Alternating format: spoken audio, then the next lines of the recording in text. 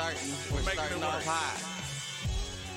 We can get I think two fools agree on that one. Oh, by the way, look, we got the wide shot. There was you had accountability. Now what I can Now all you need is a podcast and a YouTube channel. No, not even. Where give me the money. Show me the money.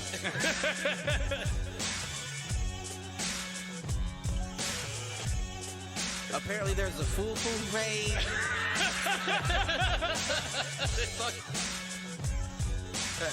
Shoot the J. Shoot it.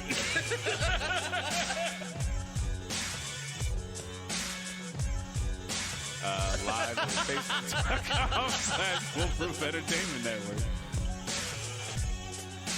I need you on Twitter. I need you to repost the Facebook pages. To raise a human before I would Trust a human to raise back wolves. before I would trust a pack of humans to raise a wolf. Right. I hear you.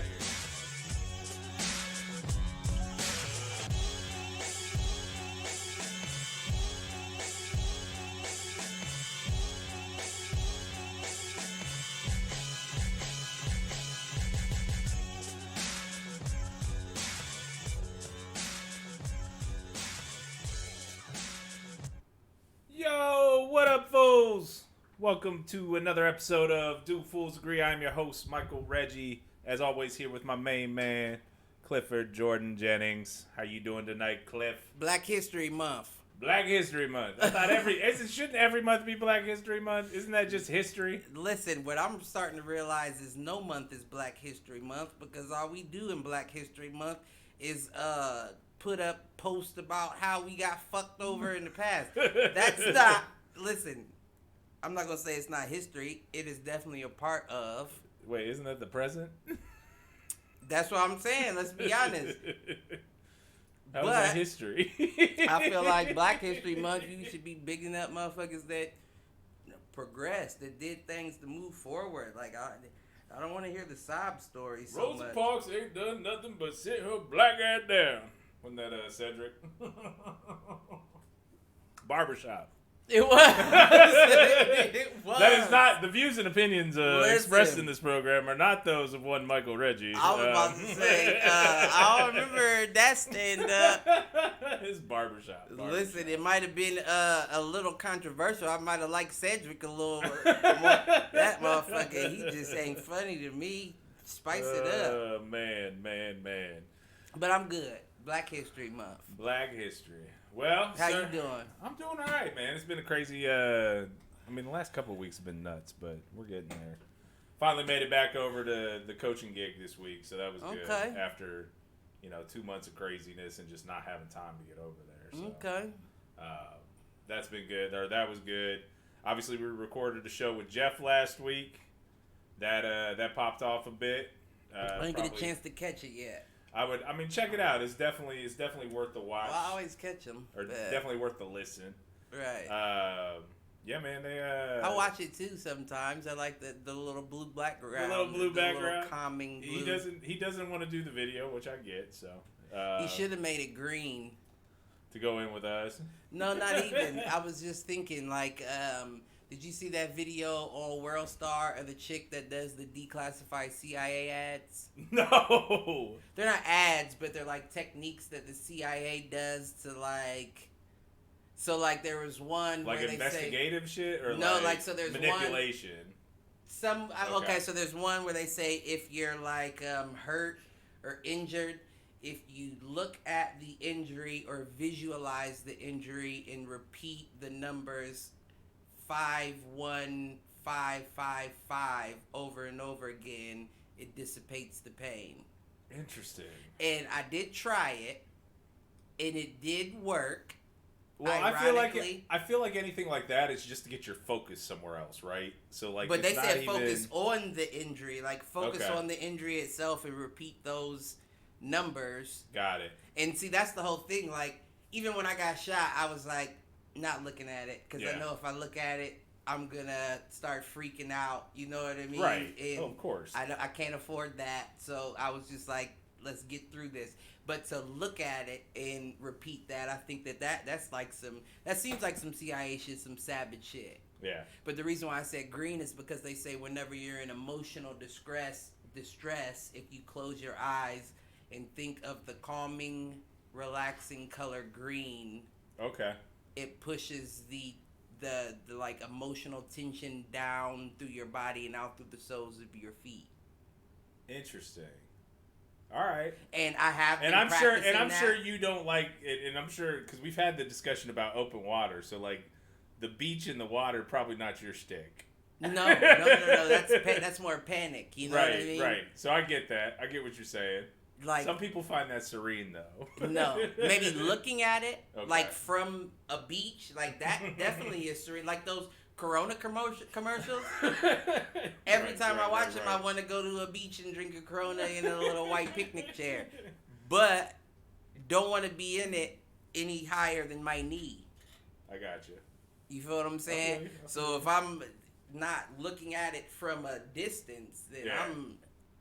Well, that's what I was figuring. That's like why I wouldn't want. I mean, exactly. That's the closest I could get to understanding an anxiety attack. Is that is like the feeling fear like of I'm water or okay. out in space. That's another thing. That vacuum, the vacuum experience. Yeah, you and I have talked about that on the show before. Like such a vast. There's no way out of this. You're stuck here. You can't run, swim. There's nothing. Or it's move the nothingness around enough. you. You don't have a goal that there's you can no, go after. Right. There's not right. At least if there was a raft or a light pole or something, an I could island swim off in to. the distance. Right, something you can you know. Thrive but that's off just of. Right. that's too much. That's the closest I get to anxiety is thinking about shit like that. Even with the VR, I can't be out in outer space. Like, that's like, take this off. Weren't you the one talking to me about Vader Immortal? Well, that's different. Because you're in a ship. Right. You're in there's walls there's confined there. space. Right. You're not just spacewalking. But if you're just floating out there, it's like, whoa, can't do that. Take that off. I hear you. You know? Oh, man. Tripping to the mind of my brain. Check out the Mind and Body Understanding podcast. Hosted by Jeff Ferry and presented by the Foolproof Entertainment Network. All that jazz. And we got another show that's starting up here soon, don't we? Yazzer. I think we talked about it a little bit the last couple of weeks, but you want to talk about it one more time? Yeah. For anybody listening currently, we do have a sports podcast jumping off here. First episode will be coming in after the Super Bowl. Super Bowl is it like what 9:30? 10? I mean, it's a 6:30 kickoff. It's usually a little bit longer of a game because of the ad times. They run like more 10:30, ads. 11. So it's probably 10:30. Okay. So what do we want to? I mean, we just say it goes live immediately following the Super Bowl. When that last second ticks off, we hop on. Then that sounds great with me. So, the Hit the Showers podcast, brought to you by the Foolproof Entertainment Network, will be jumping off after the Super Bowl. That will be the first episode. So anybody that would like to support or hear us talk sports, hop on that. Got some big things planned there, so stay tuned for that. But let's not get into that. We're here today on this lovely Friday evening. Hey, man, I'm always here to talk about the network. I know that's right. You know that was the dream from day one, right? It wasn't just our show. Listen, the dream was always to get it to a network. Expansion. So. Expansion is the key. We're starting to get there. I'm on my Beanie Siegel, get down or lay down. All right. All right. You got any inadvertent thoughts to get us going this week? I know you had like a full notebook last week that we didn't get to. Yeah, no, so. I do have I have an inadvert. The question is, did you have that notebook with you this week or was it left here? No, I took it home. All right. It's a lot of things crossed out on it, as you can see, so. Not this one, maybe this one. Right. Not this one. So yeah, I do have an inadvert, and it's actually a little more serious than lighthearted. Not like deep. It is kind of deep though. I was listening to the Two Bears 1K podcast, of course, one of my favorites with Bert Kreischer and Tom Segura. Anybody who has not heard it, I would suggest you listen. It's very interesting.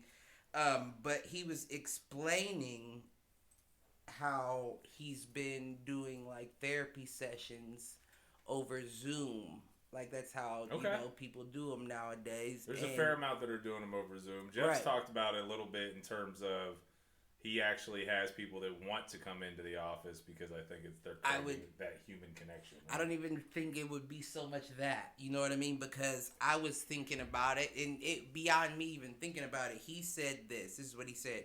He said he hates doing therapy sessions over Zoom because he feels like he can't be as honest as he would like to be, out of fear that someone may get a hold of the video. If you're a celebrity, that makes sense to me. Well, I feel like if you're anybody, that makes sense to me. True. Because a lot of times what you're in therapy for are those deep, dark things that you lock in the back of your mind that you would never speak of out loud. Right.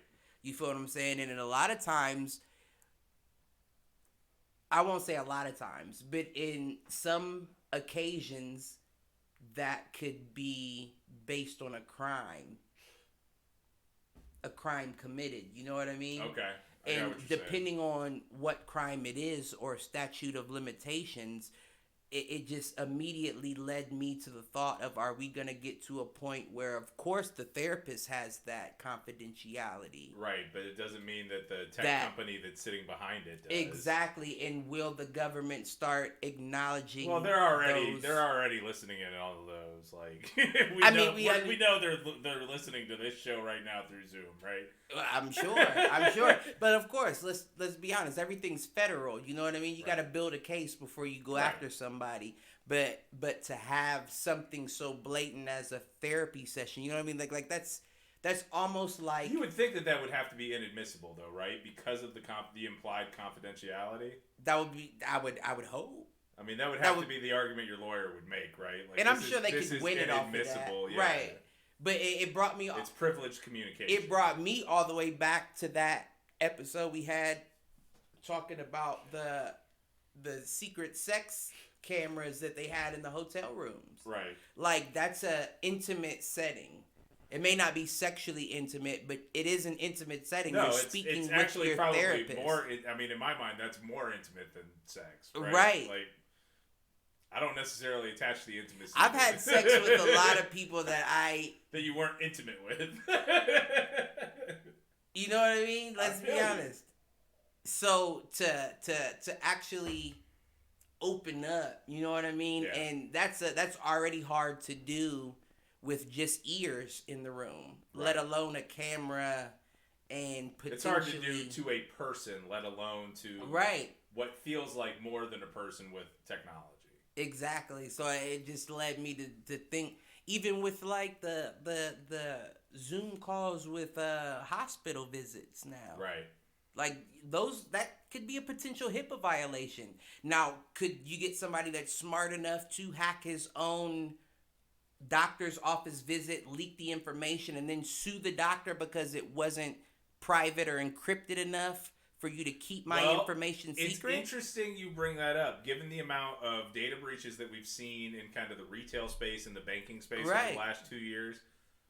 We haven't heard anything yet about it in the medical side. If anybody decides to pull that off, just cut your boy in because cut him a check. He thought that. So help me out, is all I'm saying. No, I mean, that's legit. Like, at that point, you've probably got a pretty good case there from a HIPAA standpoint. The problem is that, big pharma and big tech sleep in the same bed. I get it though, but at the same time, it's your job to keep my information confidential. That means against anything, even if I'm good enough to hack your systems, it was your job to keep your systems sealed enough for me not to be able to do so. Well, and you would think that by now there's probably, I would imagine there's a fairly significant number of disgruntled health workers, given the shit that they've been put through over the last year. And like, I know they don't do this. Right. You can always listen, get that shit, as I'm saying it. From here on Black History Month. That's a huge class action lawsuit waiting to happen. Get that shit, man. Get that shit, is what I say. I will say that the medical space, generally speaking, is not all. Maybe I'll backtrack that a little bit. I do think the medical side of things is usually a little more tech forward than some other industries. Like retail and banking are pretty far back. Well, listen, with it, all I can say is this: you do work in kind of the space, so. No, I mean, I'm not even getting at that. I'm just thinking along the lines of Apple hiring the best hackers every year to come in as a convention and to try show to. Their, you feel what I'm saying? And I know your medical company isn't as secure as Apple. Right. We know that as a fact. Right. No, I mean, so I think the flip side of it is though, like what.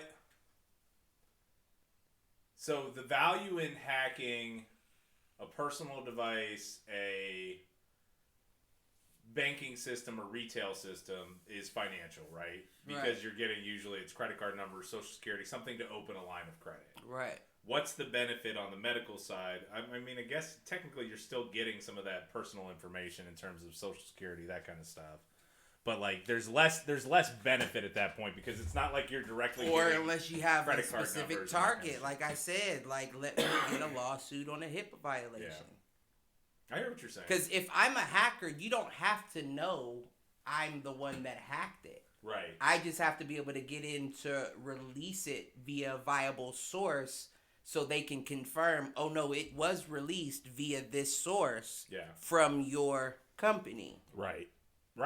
And then all I have to then do is file a lawsuit for you not having a strong enough security system to keep my records from going out.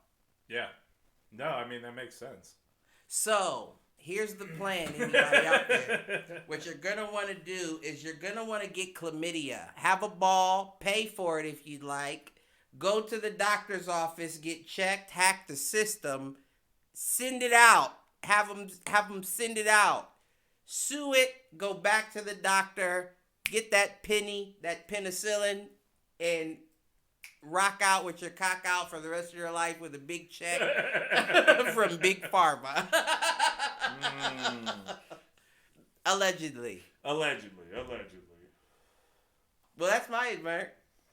My inadvertent. I really don't have an inadvertent. We have been catching up on some TV lately, though. Ooh, what about? So, have you watched? It's Amazon Prime. One Night in Miami. No. So, One Night in Miami is about the night that Cassius Clay knocked out Sonny Liston. And it's like him, it's the Sam fictional Cooke. Story with Ali and all them. Yeah, Malcolm and Sam Cooke. Yeah, I saw it.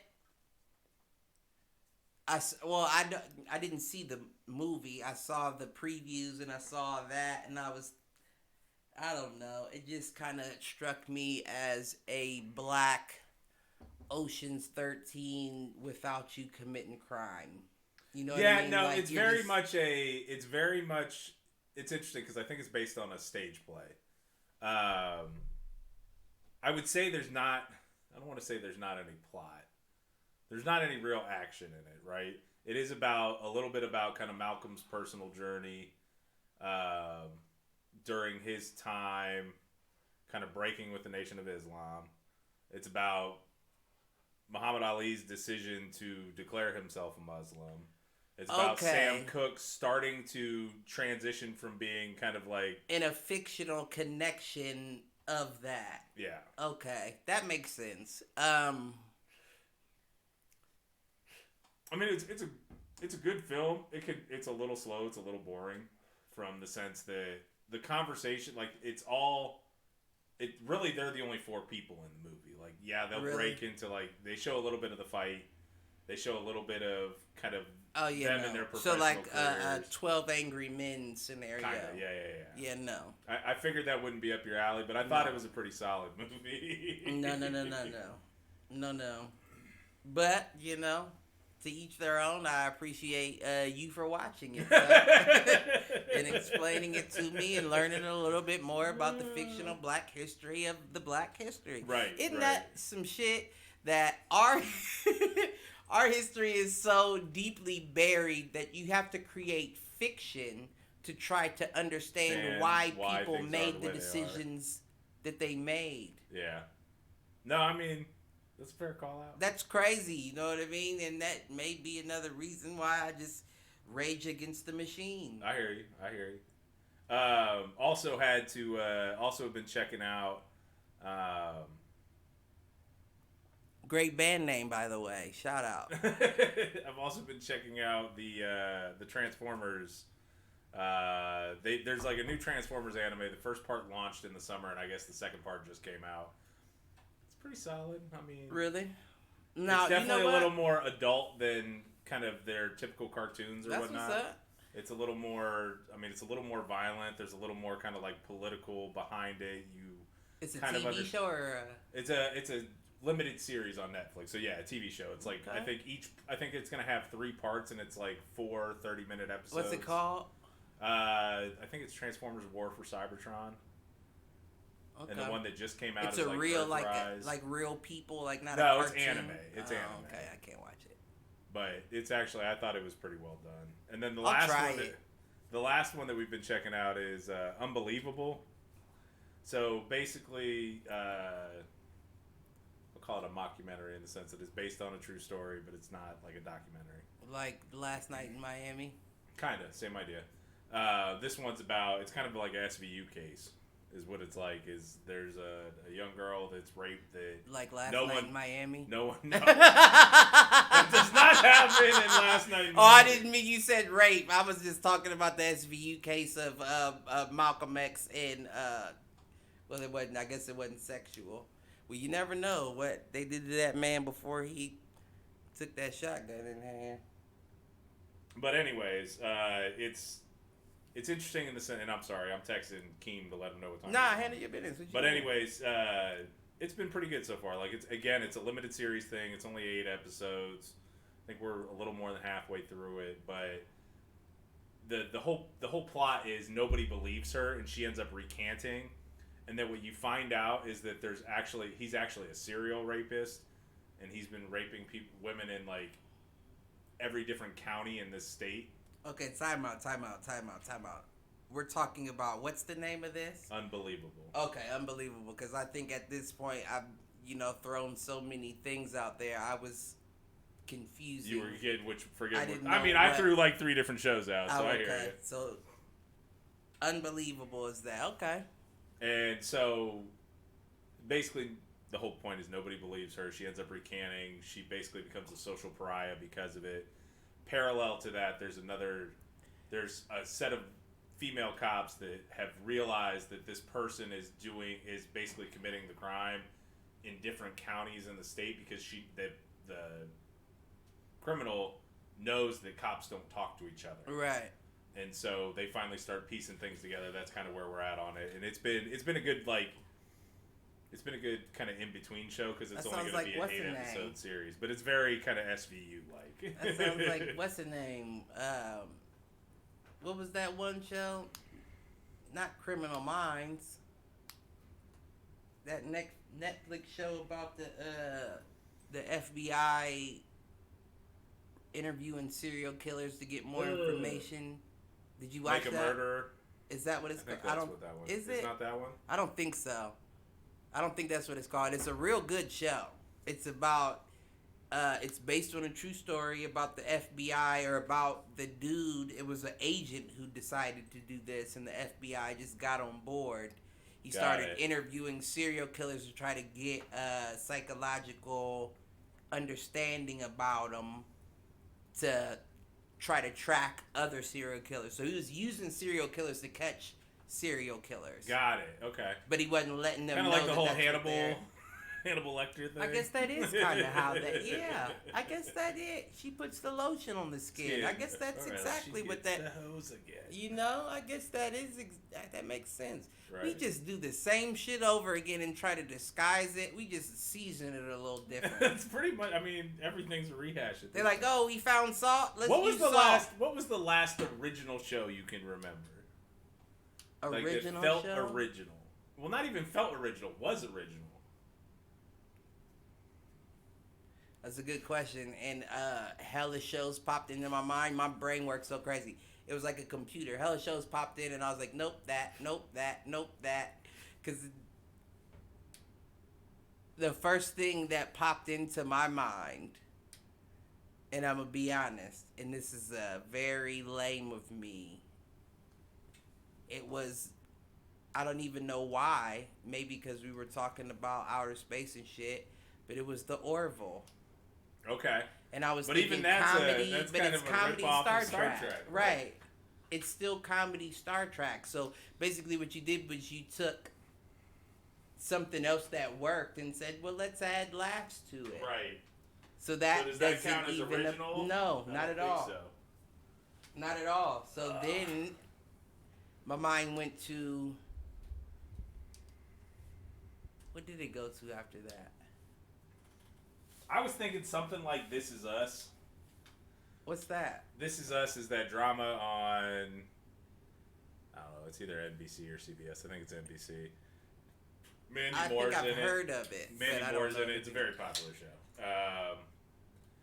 Mandy Moore is the mom but let's be honest, of these if it's a, twins and this adopted black man.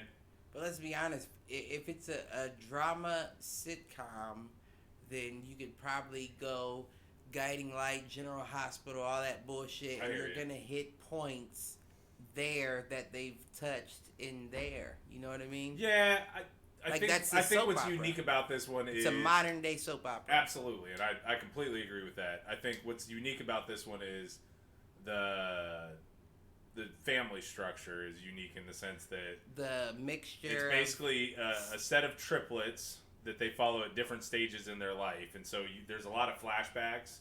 So you flash back to kind of when they were first born. You'll flash back to like when they were teenagers. The present day, they're adults with kids, basically. Right. And then there's some fast forward instances where like their mom is passing, like she's older and she's passing away. But like it's a drama though. But it is a drama. It's a family drama, and but it's interesting because so it's a set of triplets, 2 natural born twins, and then an adopted black brother. So it's a girl, a boy, and their adopted black brother. So are they triplets? They're raised as triplets, right? And so it's interesting just to see the dynamic. But the family's white. The family overall is white. Yes. That's very a white family from Pittsburgh. That's very a white family from Pittsburgh.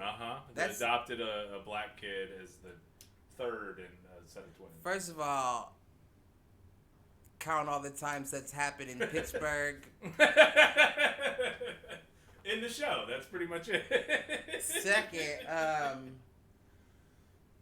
that's very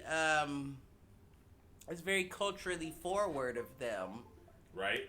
Because that's a black thing to be like, you're raised together, you're brothers. Yeah, that's your brother and sister. You may not be related, but that's what you are. Your brother and sister. You've been in the same house. No. Yeah. So I mean, maybe that is original thought. Yeah. So that's one. That's the only one. Maybe coming to mind. Maybe fools agree. Maybe you get that. I'm not gonna give me some of that. I don't know if I. Okay. You know, I mean, name a movie. That's a good question. Name an original movie. I don't think I know of one since Avatar. Wasn't that based off a book? Well, Avatar, there's a lot of comparisons to something like Pocahontas or to Fern Gully or... Yeah, I could see that. Nah. I don't completely agree with those arguments, but you hit a lot of the same beats. My problem with that is... Well, that's a lot of things you hit the same beats anyways. Like general storytelling structure is, yeah. Now that's the difference between being original and being the story. You know what I mean? Like that's a part of, like if we just consider life the story, nothing's original. True. So if you're gonna say the story is similar because they hit different, that's, you know, that doesn't mean, I don't know if I would say that makes them similar. Yeah. Just because every story's the same. Every story's the same.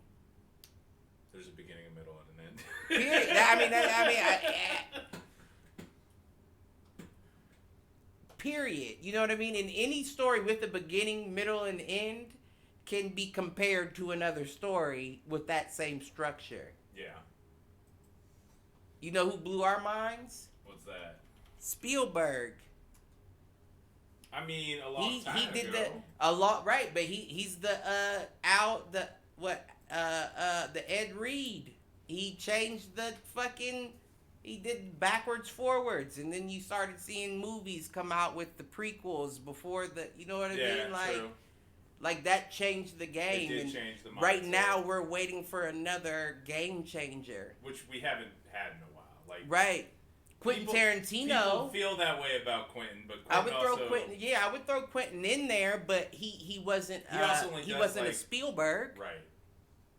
He may have even been what we're talking about to Spielberg, the copy of Spielberg. You feel me? Yeah. Maybe a M. Night, even though he fell off. M. Night Shyamalan came out and he blew a lot of people's minds a few times. He did with like bringing in the twist element. I wouldn't say change the game. I also wonder if that was detrimental in the long run. He's like because he had to live up to a bigger twist every time, etc. Like DMX with that's why he started smoking crack. Right. Because he made It's Dark and Hell is Hot, and that could not be topped. And you're like, how do I top my first? It won't ever be topped by anybody. Right. I don't think any album ever hit somebody like that album did. Yeah. If you listen to that album, you were like, whoa, this is some different This is some shit. Right. But you liked it, though.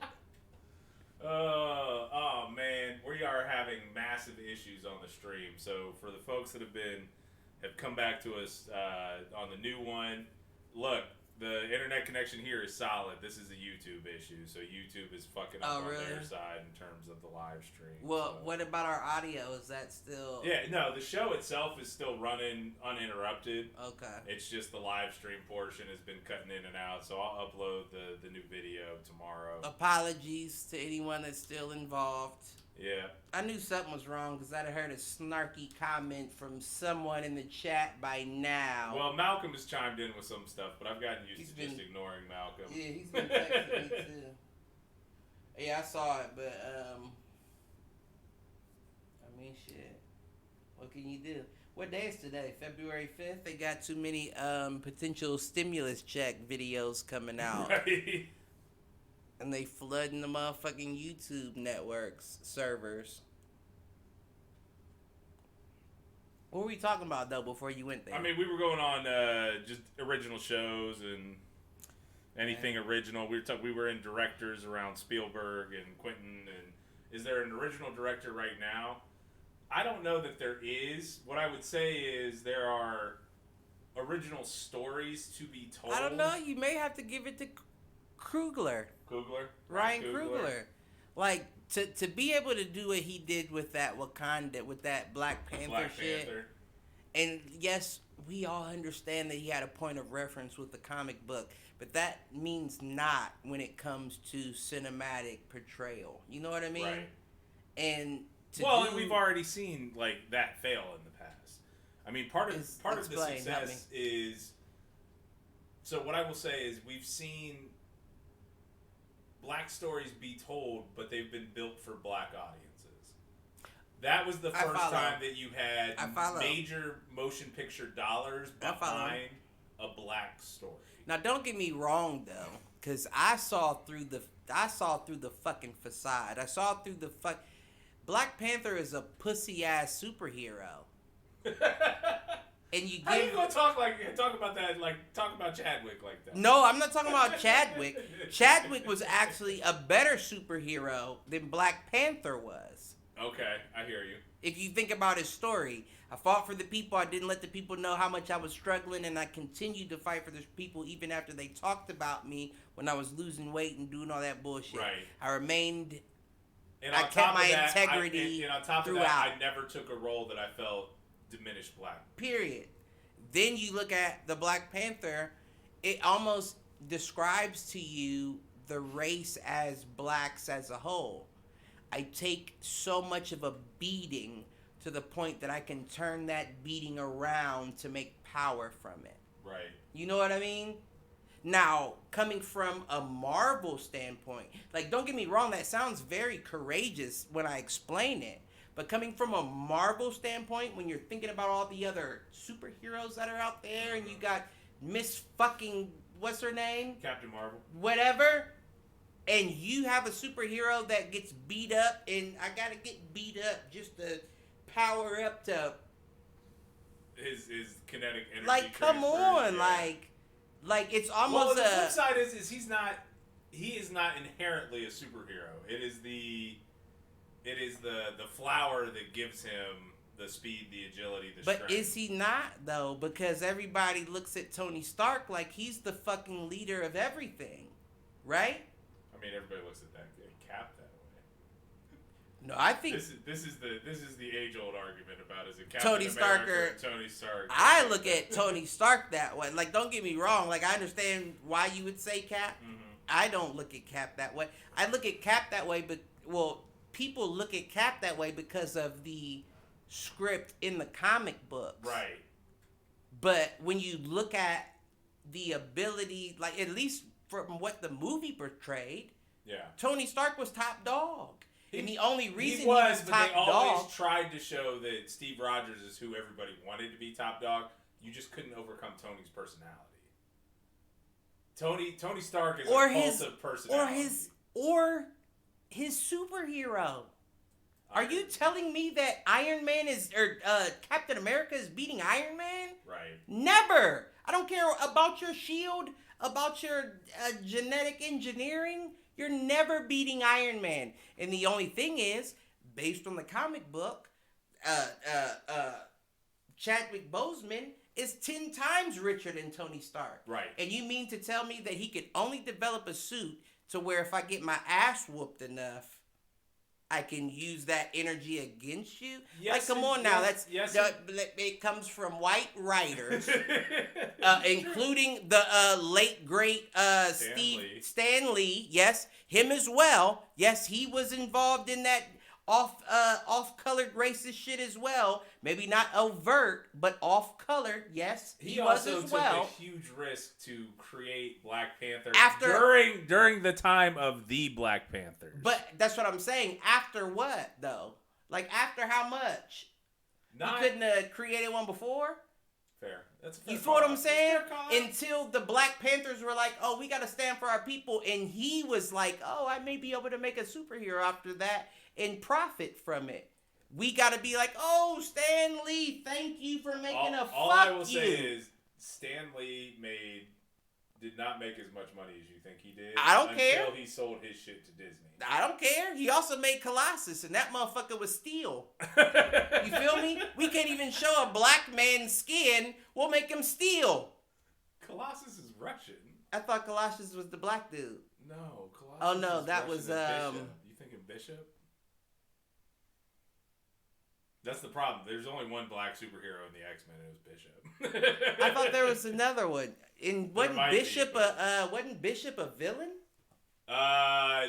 Yes and no. He was from the future, and he came back and he fought with the X-Men a couple of times but he was fighting for his future. He was actually like kind of an X-Man from the future, trying to stop something in the past. So yes, he got treated as a villain sometimes, but like by the end of kind of his first introduction, well, listen, he was on the same side. Well, listen, maybe Stan Lee was progressive because who would have made a time traveler black?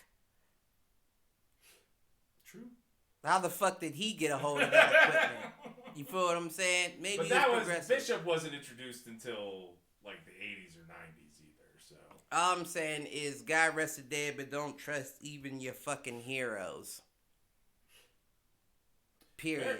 And I mean heroes literally and figuratively, meaning Stan Lee and Black Panther, Bishop, and Colossus. Because I still don't know. He may be mixed. He reflected a different color in my imagination. He was definitely Russian. In Soviet Russia, metal men crush you. I don't know. But, I don't know, man. What else we got going on? Where did that conversation come from? It stemmed from TV shows. TV shows. I will say this. Rewatch Freaks and Geeks on Netflix. Oh, yeah? I loved it just as much now as I loved it as a child. I'll say that, first and foremost. Secondly, I realized something when I watched it. I feel like I feel like specifically life is on a proverbial metronome. There's a rhythm to it. Right, as far as the generations go. Because one thing I got very distinctly from watching this show over again was you know what I mean? Like the whole end of the show is about the Grateful Dead era where she was going to follow the Grateful Dead, like be the groupie. You know what I mean? Like not a group. I don't mean groupie because that wasn't what they were. They were just fanatics of the band so much they wanted to enjoy them in every city and state. I understand that. I didn't mean it as groupie, but it made me think, what was the big deal with the Grateful Dead? You know what I mean? So I listened to songs. I listened to songs. Well, you got me beat. and don't get me wrong, I liked them. I liked the songs that I listened to. Like, it wasn't a situation where I was like, oh, I'm turning this off. It was just, it didn't seem right to me. It didn't seem current. Yeah. It was almost like it gave me a feeling of when you get old enough to realize what your parents endured raising you. Okay. And you were like, oh, now I understand. Now I get it. How you could get into that, or how you did this. I also understand like why I'm tired all the time. You feel what I'm saying? So what I'm getting at is with the Grateful Dead, I feel like the metronome was moving slower back then. And now we're getting to a point of where it's speeding up. Yeah. And it's a whole different vibe. Okay. You feel what I'm saying? I feel like I feel like that's where people talk about energies and frequencies. Right. So either you vibrate at kind of a high frequency or a low frequency. And I feel like right now the world is forcing us to vibrate at a higher frequency. Those who feel the frequency. You feel what I'm saying? Yeah. Now, I can get into a lot deeper conversation where they say that's what the true woke is. You know what I mean? Like, let's be honest. Motherfuckers try to act like woke is just seeing black people equal with whites. That's not being woke. Woke is being woke to the frequencies around you, feeling those frequencies and understanding what they mean. You know what I mean? Yeah. Like, even back in the day, like, they discovered that the pyramids in Egypt weren't just pyramids. Deep down, there were amphitheaters down there where they placed sick individuals on a slab, and they played music that played frequencies. Like a resonance frequency. Throughout that pyramid or that amphitheater that cured those people of whatever it was that they came there for. Yeah. And you hear it time and time again. You hear people that were diagnosed with cancer that, found relief in frequencies of music, and next thing you know, they're cured of their cancer. That is being woke to the things around you. You know what I mean? And right now, there's a situation where people seem a little off their rocker. And what I feel like that is the metronome's moving too fast. Even the metronome itself is off rhythm. It could be the metronome itself, but that's what I'm saying. It's up to you to adapt to it. Yeah. That's the frequency I have to abide by. That's the rhythm of life. So I have to move with that. And what I think is people are stuck on that old metronome. Absolutely. And that's why they're feeling like I can't catch up, or I can't keep up, or it's not even necessarily financially. It could be mentally, emotionally. You see people with so much money right now killing themselves, and it's like, well, what's the... It's all of the above. So it's funny you bring this up, because in our we had a senior leadership meeting this week where we actually had a futurist, and I'm blanking on the guy's name, but he was in basically talking to the leadership team where I work. Mm-hmm. And he was talking about, this is the most accelerated growth that we've seen in world history outside of maybe the Industrial Revolution. Right. I can see meaning that. the technology revolution is moving at a pace. So the Industrial Revolution really took place over the course of 100 years. Mm-hmm. We will see the amount of change that the Industrial Revolution brought over 100 years in under 30, basically. Right. The 90s, the 2000s. I can see that. So I guess under 50 is what it was, because it was the 90s, the 2000s, the 2010s, the 2020s, and the 2030s.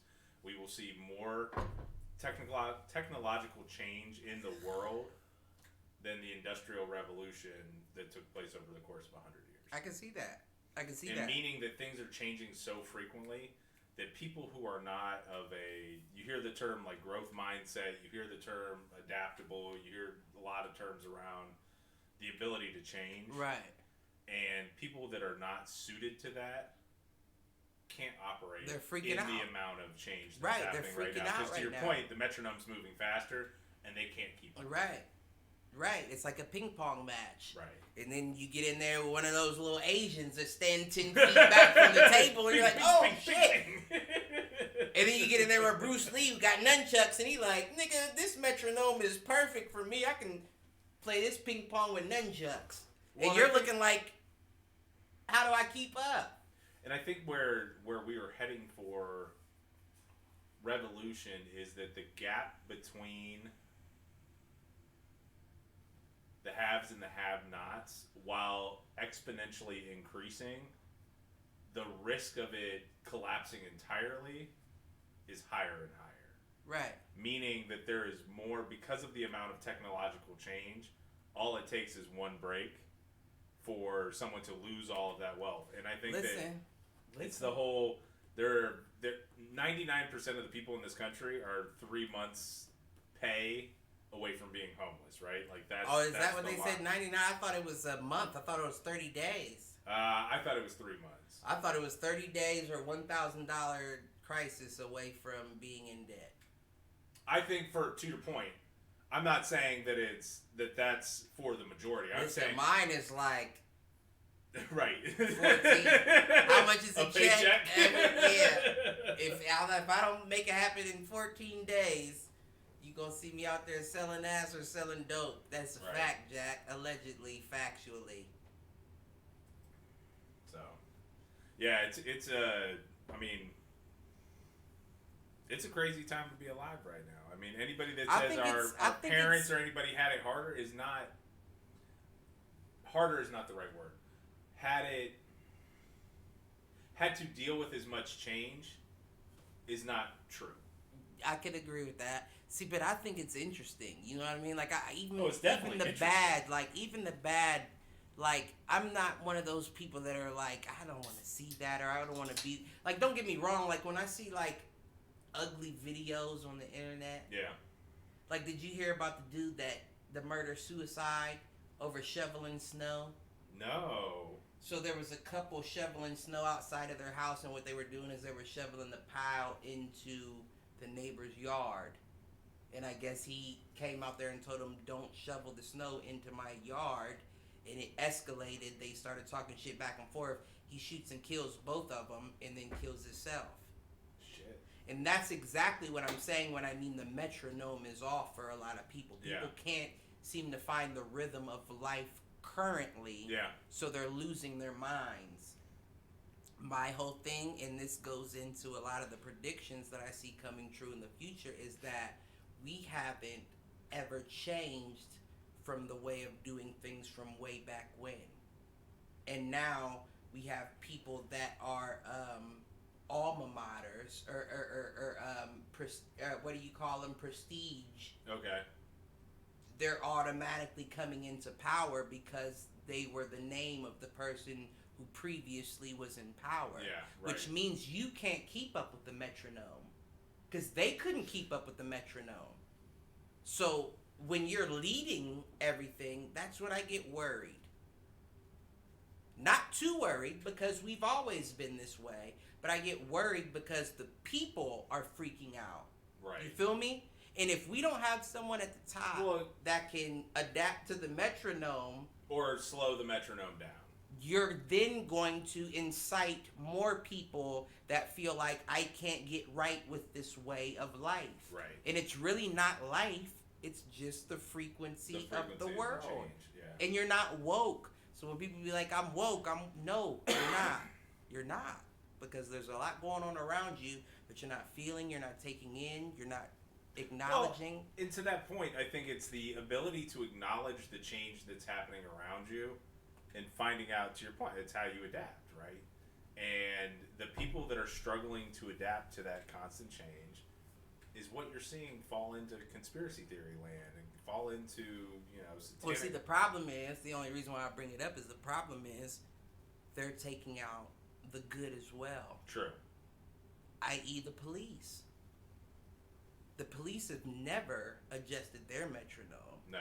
It doesn't matter how fast this ticks. They're still moving at their own pace. And what you're doing is you're then taking out people that are adapting to the metronome and trying to hold back the ones that feel it but don't quite know what it is. Yeah. You feel me? Because if I can say, no, that's still not right, then the people that are like, well, I didn't see a problem with it, but since they're saying it's not right, it's not right. It's not right, yeah. And that's pulling them further and further away from the frequency they should be on. You feel what I'm saying? Right. So eventually we're going to come to a Mentos and Coke explosion. Yeah. That's just the natural way of things. And the amount of upheaval right now is something we haven't seen since, the way this futurist put it was, the last time we saw this much civil disobedience or civil unrest was the 60s and the civil rights era. Well, see, the only difference, and I agree. I do agree. I don't want to discount that it, off. but right. Yeah. But I will say the only difference is it's happening on both sides right now. That's the thing. Definitely, and at the same time, you look at it back then. That was the people that were combating were peaceful. Were the hippies, and then the government did the war on drugs to get rid of the people that were trying to be peaceful. Right. Right now, the people that are peaceful are ready to fight. Right. Even the people that are like liberals, Antifa, all that, I can't stand seeing, hearing anything about that. Yeah. Because it doesn't matter. None of that matters. No. You're not rocking with the metronome. You feel me? Those are the off rhythm. Those are the okay, and this is to say it as not as disrespectful as possible, but and the Antifa and the Republican and the Democrat, those are the off rhythms of white people. You know that Carlton? The Carlton? That's that. But if you just stop it yeah. and just rock, then you start getting the cooler white dude that's coming out today. Right. You know what I mean? The right. guy in the club singing the Young Dolph with a drink in his hand. And everybody's cool. You don't see anybody getting hurt because everybody's rocking with the frequency. Right. But right now, you got people pushing back against the frequency. And I tell you what, frequencies don't lose. No. You feel what I'm saying? That's something that you have to adapt to. Right. If you don't adapt to it, you're off rhythm. Well, going back to Sam Cooke in One Night in Miami, the change gonna come. Bring it back. Bring The it change back. gonna come. Bring it back. I was born. Like, Bring it back. You like hear I me? did that? Listen. Listen, we got one? that. Black History Month. That's like Mike. That's like Mike right there, baby. You hear what I'm saying? But, you know. Every once in a while. We did it again, son of a bitch. That's interesting conversations. But it's the truth, though. And the truth is better get in tune to what's going on around you. Because there's so much.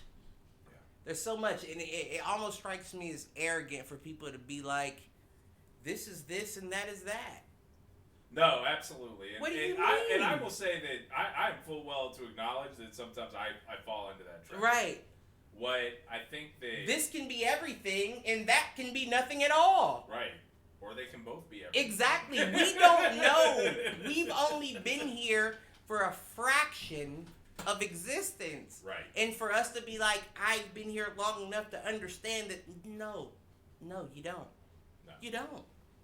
Even if you prove something to be true, you still don't understand it.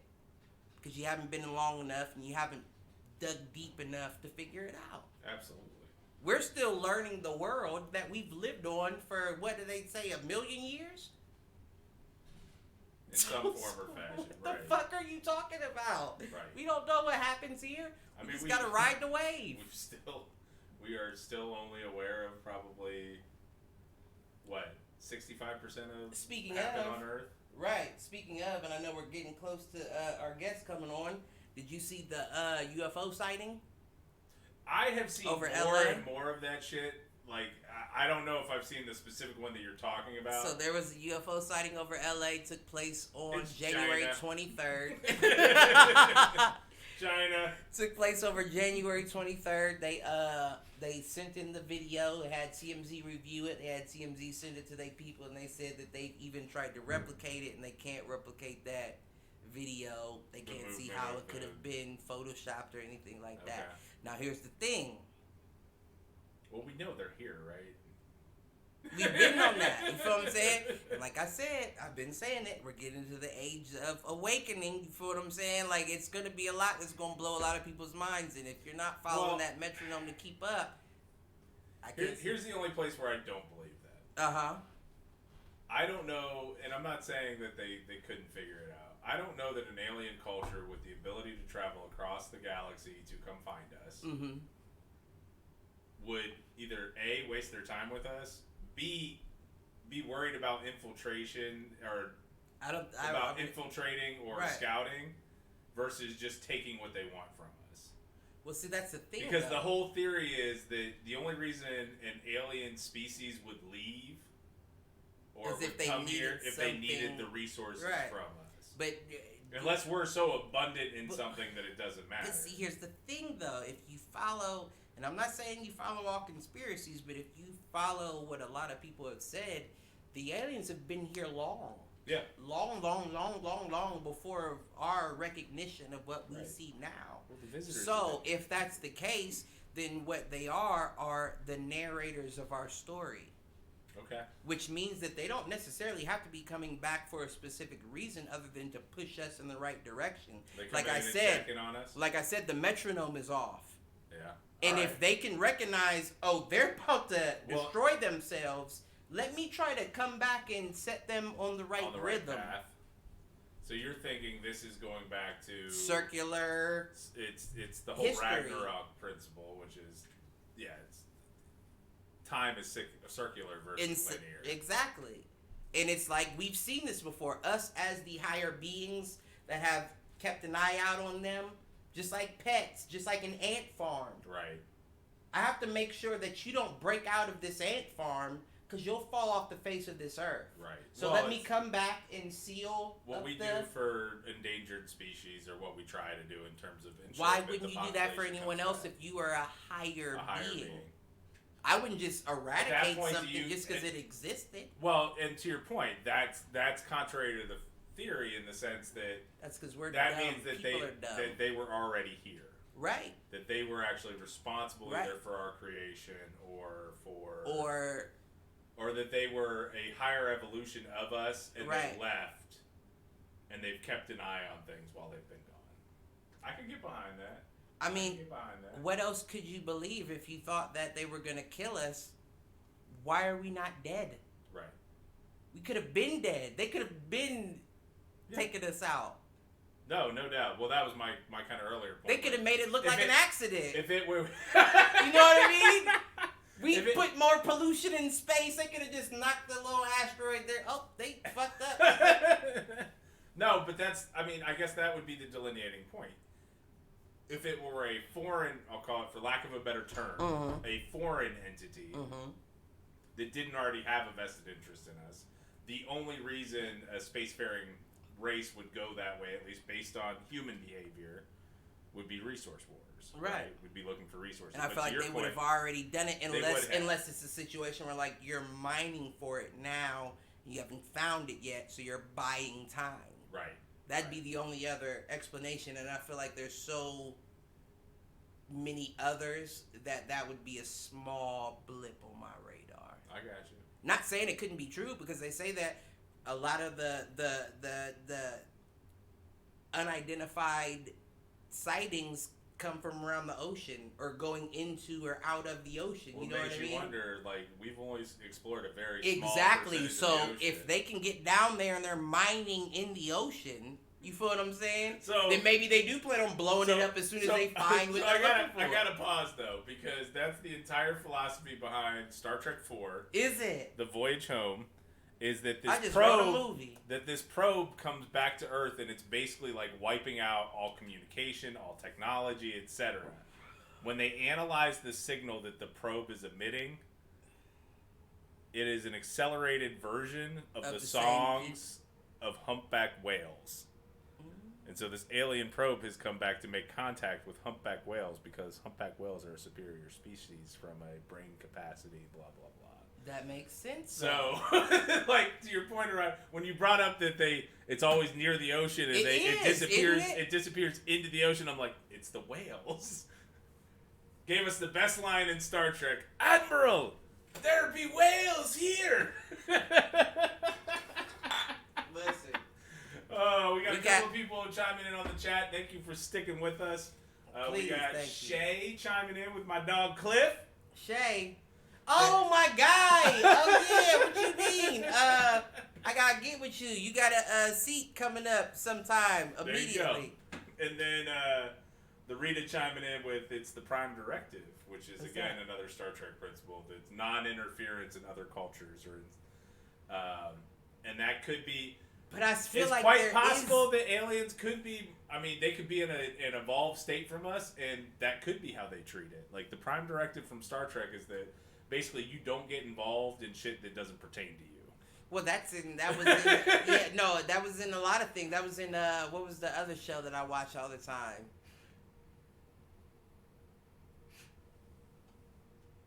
Oh, I can't think of the name of it. Now I want to know.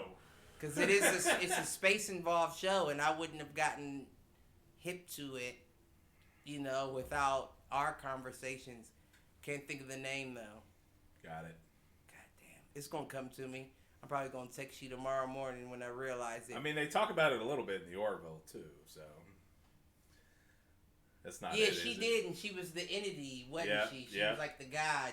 That's not what I'm thinking of, but... Okay. Could it be what I was thinking? I don't think so, because I'm very familiar with the Oracle. I know. Dude, I'm so mad that show hasn't come back. Right. It was good. Netflix needs to pick it up. It was good. Somebody needs to pick it up. It was great, and that's Seth MacFarlane. Like, right. He doesn't really miss. He's like the Justin Bieber of TV comedy, production. TV comedy. Right. He doesn't really miss. Comedy. He doesn't. Well, he kind of missed with the Cleveland show. I was expecting the Cleveland show. I was like, you're making a black Family Guy, and this is what you made? Like, yeah. No, I hear you on that. But what I think is interesting is that, like, he hasn't managed to get it going again, and that was, like, his passion project. Mm-hmm.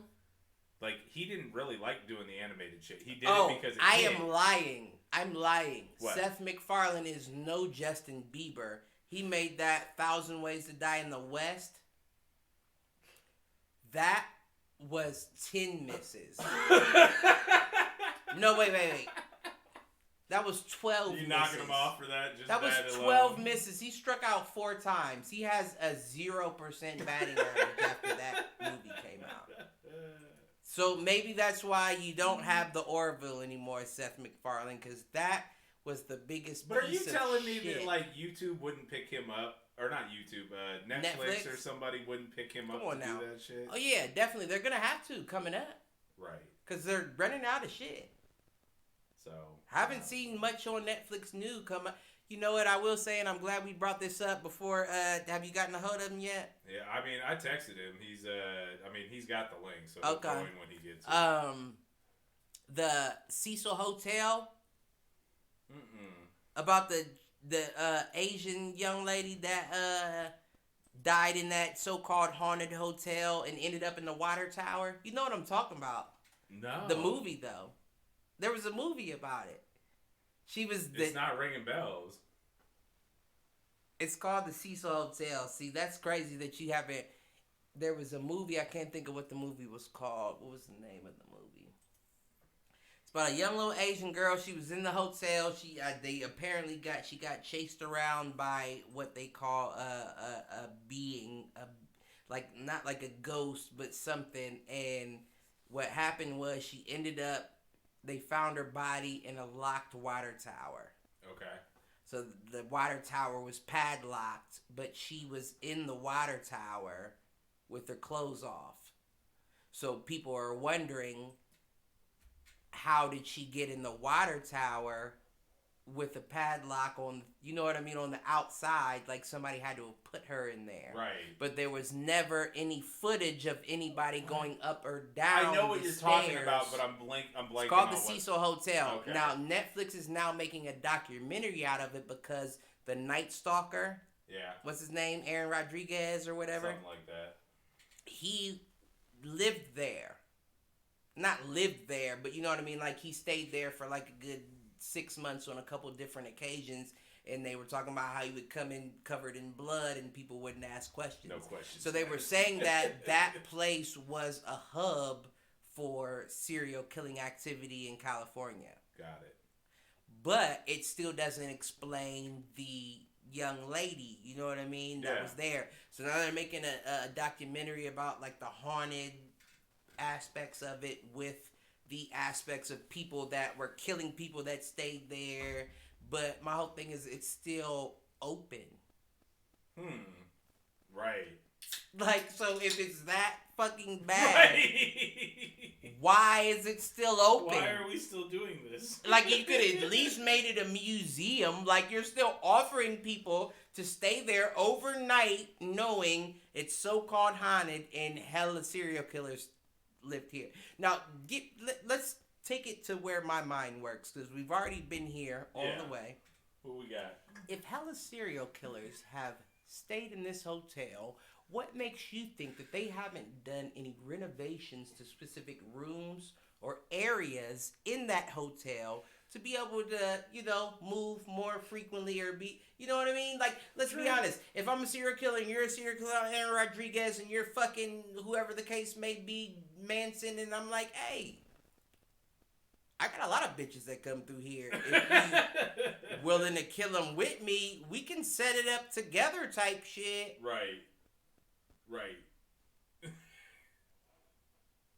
But I mean, that's one of those, hey, white folks love that kind of shit though.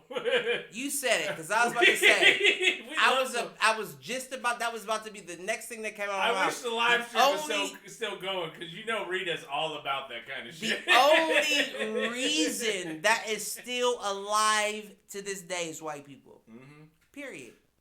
It usually is. Who else is going there? Even they have the manager, and the manager was like, yeah, and they've seen Aaron or whatever, Richard Ramirez or whatever his name is, come in there covered in blood, asshole naked, and they never even ask questions. Well, bitch, why the fuck are you still working there? Why are you still working there then? Why is that a job that you feel you should keep? Right. That doesn't seem like a good idea. Meanwhile, minimum wage is still $7.40 fucking $5. This country we live in. Man. Allegedly, factually. Allegedly. Dude, I have restarted the stream like 4 times because it keeps cutting Still out. fucking up? Yeah, but the show itself, I mean, the podcast version of this is going to be great. Yeah. The only reason it's irritating me is I feel like this is one of our better shows in a long time. I do. And I really like the flow of the conversation. I do. And it's just a shame that nobody's here with us tonight. I feel like, not in the sake of Black History Month, I feel like we're white hot right now. Right? It is. It is a fire show. And people catch it on the podcast. It's all good. And our diehards definitely will. Right. And I'll upload kind of the single video here once the show's over. But it's just a bummer. It's a bummer. We got a lot of good shit going on. And, you know. Well, do we have anybody in there right now? I would say let's take a pause for the cause, because I could definitely drain my balls. Well, why don't you do that, and I'll talk about my bladders. I'll talk about two things that I think you have no interest in. Okay. So I've got the WandaVision episode 5. It's not that I don't have interest in it. I wouldn't be able to give my back. I don't know nothing about it. Right. And then what's the next one? And the other one is I've been reading the latest book from Star Wars on the High Republic. Okay, well, wait, I want to hear about that. All right, so I'll do WandaVision while you go take a piss, and then I'll hit Star Wars. Because the books are always more interesting than... I mean, it's interesting. I'll talk about it more when you get back. So, jumping over to WandaVision. So, WandaVision episode 5 came out tonight, or I guess last night. It's interesting. You start to see the reality breaking down. So, it becomes pretty clear that Wanda has created this world. We're not sure if she's the one that's responsible for the creation of the world. And probably we'll get into some spoiler talk here. So if you don't want to hear spoilers, jump ahead, 5 minutes.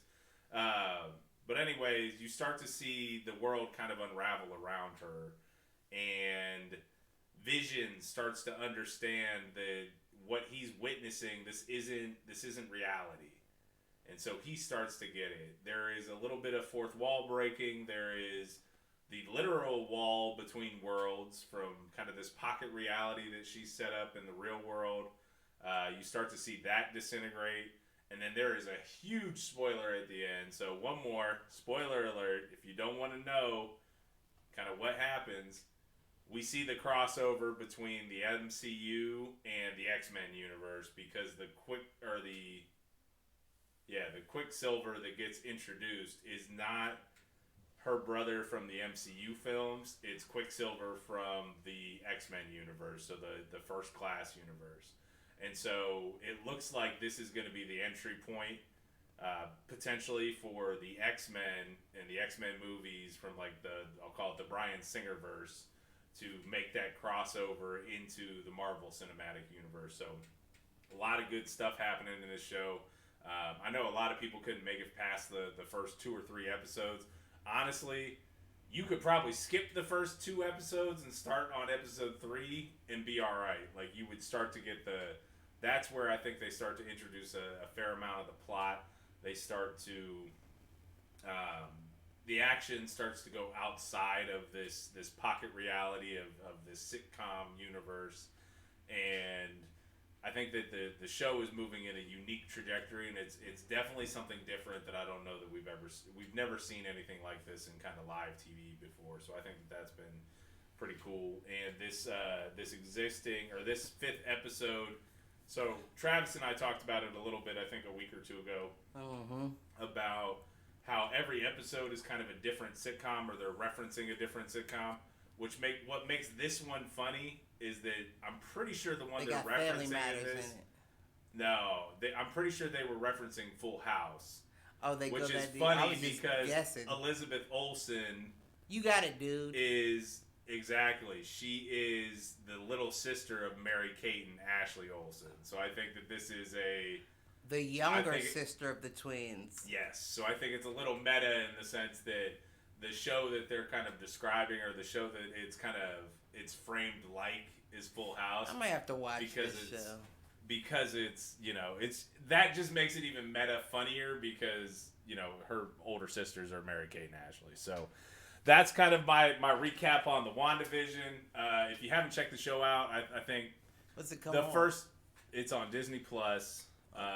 It's I will say that I almost bailed after the first 2 episodes. I'm glad I stuck it out, because it starts to shift from literally just being the sitcom show to bleeding into the broader Marvel Cinematic Universe. So that's that. The other one that I wanted to touch on, so Star Wars announced probably 3 or 4 months ago now that they were taking a break from the films. Everybody, I think, is aware of everything that's happening on the TV side of things. With Mandalorian, they're going to do a Boba Fett show. They're going to do an Obi-Wan show. Like, that's all stuff that's going to come out over the next 2 or 3 years. But parallel to that, they are launching basically a different point in the timeline of Star Wars almost exclusively through books, comics, and it sounds like there's going to be a video game. that'll be very similar to Knights of the Old Republic. That was one of the most popular role-playing games of all time, probably back in the early 2000s. So are they adding in new characters or the ability for a character to be created by your mind type shit? You know what I mean? So what I would say is they did that a little bit in the role-playing game. So the Knights of the Old Republic role-playing game. That's why I was... Because you create the character... Right. You create Darth Revan, basically. You don't know that it's Darth Revan, blah, blah, blah. No, I didn't know all that. I just knew what I knew. Yeah, you can create a character. It's like BioWare. It's like the Mass Effect game. Right, and they end up being a part of the actual... Right, okay. So it's part of canon. And I think that's what actually makes it special is that because it's part of canon, it's one of those things that you're more invested in the story. Anyways, so they launched kind of a new point in the timeline. It's supposed to be, I think, like 500 to 700 years before the events of the prequel trilogy. So that would be... like Anakin Skywalker, Obi-Wan. Empire, Jedi... no, so the prequels being like Phantom Menace, Attack of the Clones, Hayden Christensen. Yep. Right. So it takes place like 700 years before that. And it's very much... I think I've seen that movie with Shelby. Probably. But it's all framed around... There's a line in Star Wars. There's a line in New Hope with Ben Kenobi, Obi-Wan, where he says, "For 1,000 generations, the Jedi Knights were peacekeepers and guardians of the galaxy." And so what it does is this is basically at the start of the Galactic Republic, where the Jedi are the peacekeepers, are kind of in their heyday, basically. Right. And so... honestly, the initial kind of entry points into the story, I'm kind of lukewarm on, but I'm excited to see where it's going. So I've been reading... why. I don't mean to cut you off. Ask me why I saw that movie with Shelby. Why'd you see that movie with Shelby? Because he didn't want to sneak into an R-rated movie. Remember I told you Varsity Blues was the first, and that was my pick. Next was the actual movie we bought tickets to. And I'm fine with that. It wasn't bad, but I would have picked something else. I hear you. And we would have gotten into it. Yeah, but Shelby was a nerd at heart, though. Right, and that's what I'm saying. His dad and I used to, his dad and I watched Star Trek together. I bet that. There were a couple times where I think I was either there later than all of you were, or I got there before anybody else did. And Shelby's dad and I would sit and watch fucking Star Trek The Next Generation. Me and Thorny. I bet. So, it's starting off all okay. I am halfway through kind of the first book in the new series. I don't have a strong opinion on it one way or the other. Like, the initial story is interesting, but not, gripping. Right. But I also haven't finished the book, and I think this book is the launch point for a lot of other things that are going to happen. One thing that I do think is interesting is they introduced kind of a new, I'll call it like a new raider or marauder group that has technology that's better than the Republic's, and so they are basically able to appear on kind of a moment's notice and raid. Like almost like a beam me up, but I'm here already. Bingo, exactly. And do they have control of it themselves, or do they have to have somebody drop them in? It's all ship based, so they have a little bit. But what's interesting is that no one kind of knows that they exist, or nobody realizes that they're as big a threat as they are. Right. And so I think how this book is going to finish is the Jedi kind of either learning about them or eliminating them. I hope it's just learning about them for the first time. We're talking about Star Wars. Star Wars, yeah. See, I'm thinking Star Trek. Because when you explained it, it brought me back to the one and probably only episode I've seen all the way through with you is the one where they were the cowboys. Oh, yeah. Where they, beamed on the holodeck or whatever. Yeah. And I said, I like that one. And I never watched it again. Well, I mean, that's actually the reason why... I was with you and Uncle Dave. Probably. Yeah, it was Uncle Dave. You and Uncle Dave was up there. Yeah. No, that's interesting. I actually think that you would, and we've talked about this on the show before, you need to watch The Mandalorian. I'm willing. Because I think you would like The Mandalorian. I'm more... Because it's very Western, I'm and more it's all about kind of the bounty hunter aspect. Right. I'm more susceptible to watch a Star Trek or Star Wars than a Star Trek. Because Star Wars is more based on westerns and samurai films and that is what that is. fantasy. Huh? Yeah, Star Trek is truly science fiction. Star Wars is westerns, fantasy, just samurai. Put in a futuristic. Yep, exactly. That's exactly what it is, isn't it? Yeah. You just blew my Space fucking wizards. mind, Joe. You just blew my mind, Joe. And his name's not Joe for all y'all that just... for all the white people that are confused. You just blew my fucking mind. That's absolutely the truth. Yeah. That's absolutely what that is. Which is exactly the reason why I think you would love Mandalorian. It is the... I never looked at it like that. It is the most Western out of all of them. That might even... The way you described it might even make me like it more.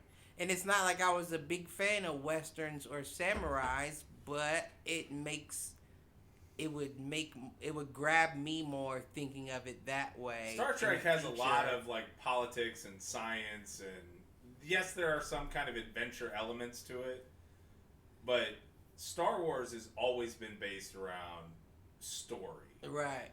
Like Star Trek, honestly, there's not a continuous through line in terms of story. Right. It is very much a... I never get this term right. Is it serialized? No. So serialized means that there's kind of that consistent through line through it. Star Trek has always been more like a serial killer. Episodic. Right. So episodic versus serial. Yeah, no, that makes sense. Like your procedural shows, like your I Law and like Orders that. and those kind of things, are very episodic. Right. I don't like shit like that. I want to know what's happening from beginning to end. Yeah. Yep. Keep me updated. Yeah, you're right. I can see that. So I think that's where there's. I think that's where I could see you getting into that a little bit more. I bet I could. And it's also the same reason why you and I. It's funny because I think we've talked about the role playing game stuff before. Like, I feel like I know that's not your general MO. The role playing game side, like the Skyrims and the Mass Effects. No. I love games like that. I'm just more of a co-op guy. Okay. You know what I mean? Which is ironic, it's though. Funny because, like, it's ironic because I don't Lord of the Rings game you and I were like obsessed with for a little bit. I like working with people, but I don't like working with people. You know what I mean? Like, I feel like I could do this better myself, but I'll still put it like this. Let me put it like this. By the way, video games has me on another topic which we talked about midweek. We'll get back to it. And that might be what I'm about to say, because my pops got me the Oculus, the new Oculus joint, the Rift or whatever. I think that's what it is. It's the Quest 2. The 2, yeah. And I was thinking to myself, because me and my dad played a zombie game all the time. And while we playing, I thought to myself, like, listen, and I said it to him, I said, if zombies ever really come, I'll bring all my shit to your house. And I don't see us ever having a problem. And you know what's funny? I don't mean to take it even further than that, but what's funny about it is I played it with my little brother, too. And he's exceptional as well. And then I thought to myself, like, okay, now you're dealing with 3 men, all with the same genetics, right? Well, not the same genetics, but you know what I mean. They share the same DNA. We're all fighters.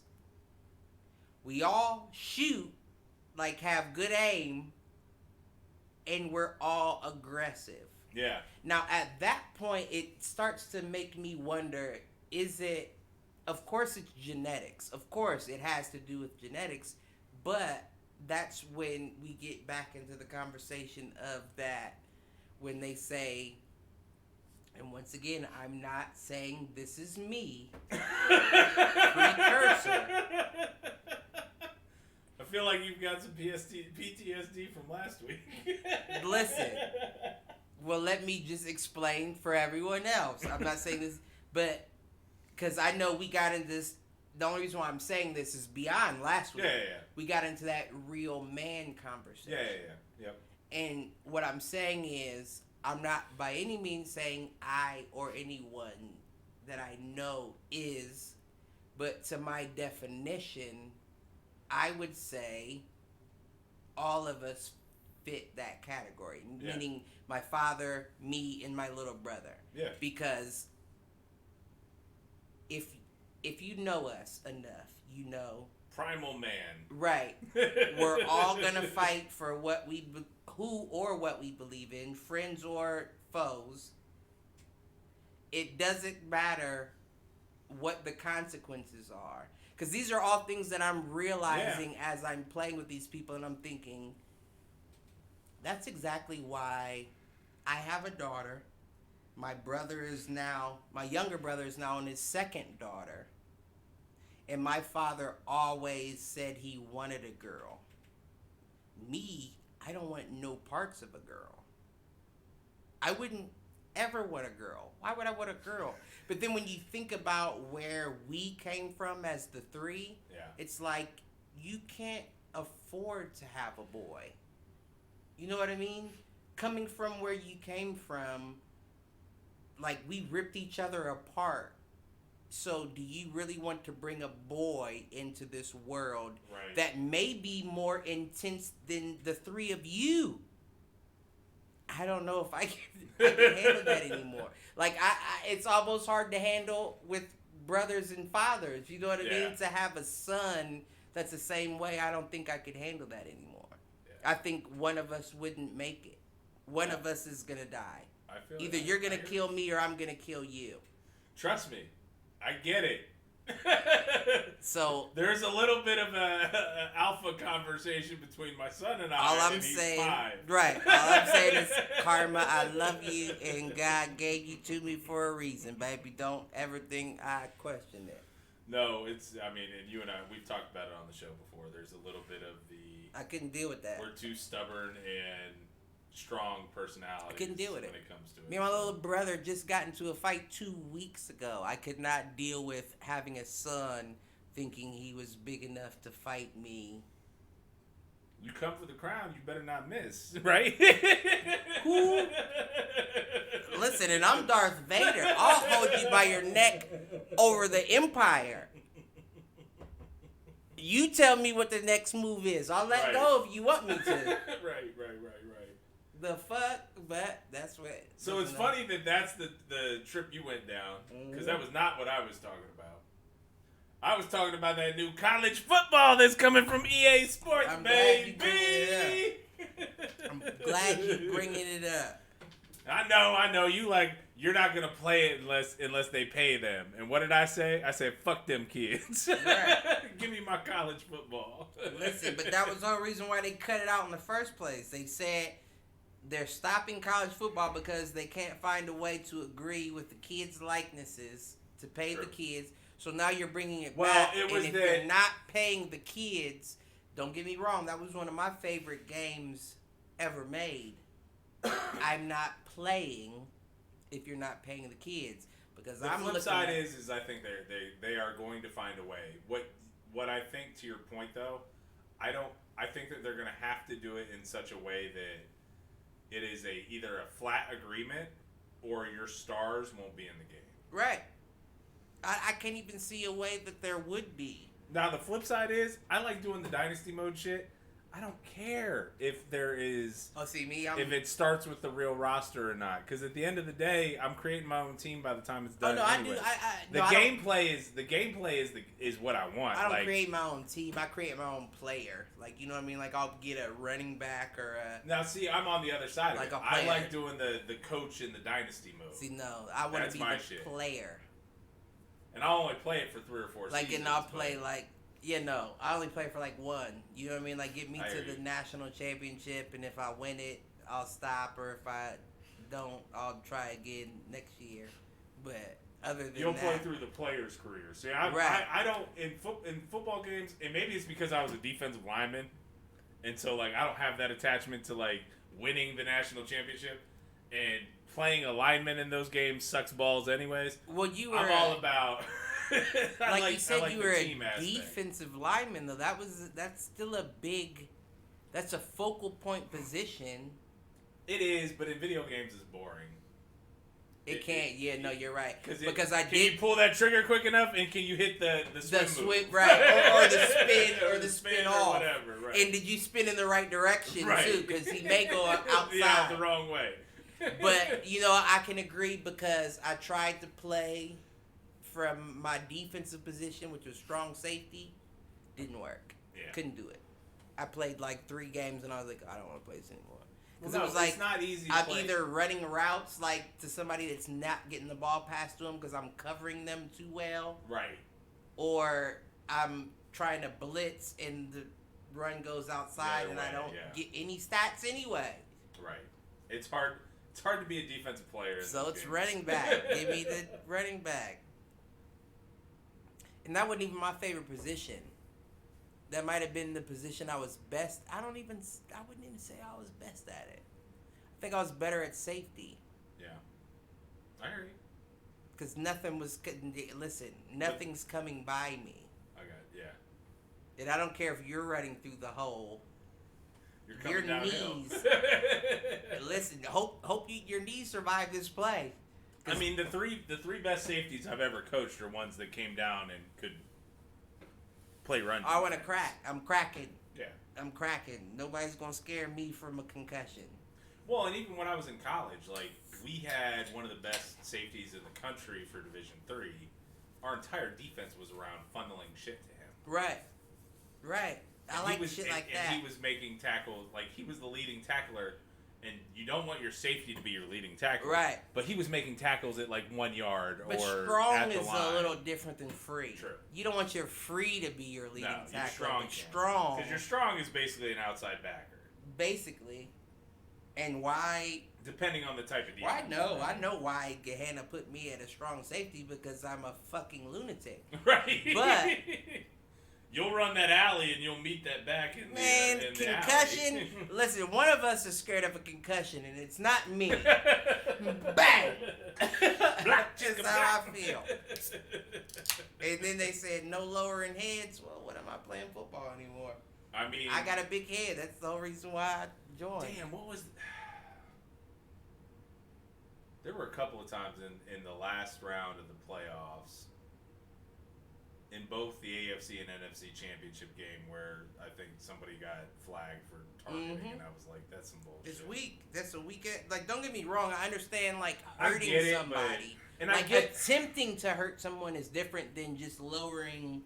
Right. In the moment. Well, and the thing is that they always throw it on the defense, and it's like a running back or a receiver that lowers their shoulder but or lowers their head. at the same time, though, they tried to implement that rule of if a running back lowers their head, it's a penalty. It never got called anyway. Well, you can't because, in a way, if you're getting that's tackled, the only you're leading way forward you and, can you can defend yourself. Yeah. And you can't have a running back run upright the whole time and not be able to defend Well, he's himself. going to be injured by that point anyway. Right. They're already the lowest. I mean, we already talk about that with, like, the high school kids we coach. The biggest problem we've got with high school running backs is that they run standing straight up. See, me, I was head down like a fucking bowling ball. I hear you. Well, speaking of football, and I don't know if Keem's going to end up being able to join us, which is fine. We'll retitle the episode. And that's fine. And I got some other things other than if we need to. I got Well, some current events. I mean, we're about an hour and a half in, and we haven't hit the headline topic, so let's at least hit on that. What's that? What are your predictions for the Super Bowl? Oh, was that a headline topic? That was a headline topic this week. Well, you are. Oh, we didn't say it on the actual pod. Yeah, I don't think we did. So who you got? Because I was too busy getting berated by feminine. Stop. I'm just playing. We don't need to revisit. I'm only kidding. Another it was a good show. Another Quaalude, she love me in the morning. So who you got, Mahomes or Brady? You already know. Mahomes, Black History Month. What the fuck do I look like Brady on Black History Month? First of all. So can I say, Mm-hmm. I am no dog in this fight. Mm-hmm. I don't give a shit. Especially, I mean, I got a little Debbie in it. I kind of want Mahomes to win because then I can say we lost to the Super Bowl champs. Part of me, there's a very small part of me that wants to see Brady win just to show that Belichick was not the glue to all of that. And you know what? I felt that way at the start of the season. I feel like he did enough now. All right, so he's done enough to show. I feel like he's done enough just by Belichick. I feel like he is the GOAT. Yes, he will always, or he will be the GOAT. I won't say always. Did you hear me stop myself? Yeah, I did stop myself. He's definitely the GOAT. Brady's definitely the GOAT. Mahomes could get there though. Well, that's what I'm saying. I'm saying Mahomes. Could this be the true passing of the torch? If you gave me the ability to say my piece, Mahomes is the GOAT, just not yet. He hasn't filled it. But he is the GOAT. This kid is the GOAT. I hear what you're saying. He will be the GOAT, right? If he completes his career. What I told Malcolm is, because you never know, he could get suffer hurt. A catastrophic injury. What in I the told next Malcolm 2 years is and never come back. What I told Malcolm is this is LeBron coming in when Jordan's still in the league. Yes. That's the only difference between Mahomes and LeBron. Is LeBron can never say I beat Jordan. Mahomes can say I beat the greatest of all time. Yeah. You know what I mean? Not yet necessarily. But yeah, he can still say he did, but not in the Super Bowl. But I really don't see him losing this game. Now, I understand that KC doesn't have a offensive line. Their entire offensive line is injury. Right. The Bills took half of them. Right. They took one of them down. I thought we took 2 out. No, I think you just took one. Or I think one you took just the get tackle hurt and not come back. Yeah, I think you just took the tackle down. But the others, the only one that's in the same position that he started in was the center. And then the tackle got moved to guard, I believe. Well, that makes sense. I mean, generally speaking, center and left tackle are your 2 that you care the most right. about. Tackle got moved to guard, and then, or vice versa, one of the 2. But, yeah, no, they don't have any deep. I mean, is there any, does Tampa Bay have any chance of stopping that 3-headed monster? They got Pierre-Paul. I can see him getting back there to touch him. You know what I mean? But I don't see him sacking him. I see him pushing him down. He gets the ball out in 2 seconds. Well, it's that and, what drove me nuts, and I talked about this, I think, 2 weeks ago. Teams don't want to pressure him because when they pressure him, he finds the hole and he gets the ball. He delivers. I hated that because the Bills suck when they sit back. And then you know where most defenses are at their weakest is in the very middle of the field. Short middle. So when you run Travis Kelce on a slant route every time and you let your linebacker blitz, that's a free first down, a free 20-yard play. But the thing is, even if you don't blitz your middle linebacker, it's still a problem because he has open. enough time. Exactly. That's what I'm saying. Now, when you look at it on a Buccaneer standpoint, I'm not saying that Brady isn't just as capable because we know he is. He is. But it was the rest of the team around you. No. I don't believe so. I don't believe your line is as and that's what's fucked up about it, is you have your starting line, and I don't believe that your line is strong enough to secure you back there. No, completely agree with that. And we're talking about, what's his name? What's the boy's name? Mahomes. Right. And he doesn't have any starting line in his line. He gets the ball out too quick. You can't. It's gonna be a roughing the passer call if you hit that man. Yeah. Because he gets the ball out within 2 seconds. Right. Nobody else in the NFL does that. So what are you gonna do?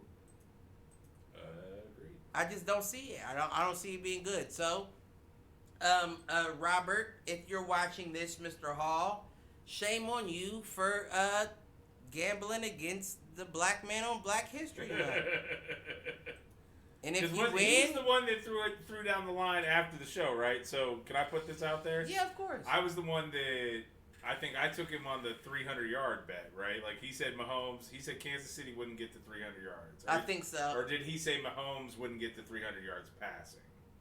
Yeah, that I can't remember. So we might need to solidify that one before that I can't remember. The episode on Sunday. Yeah, I definitely can't. But I do remember that side bet. I can't remember.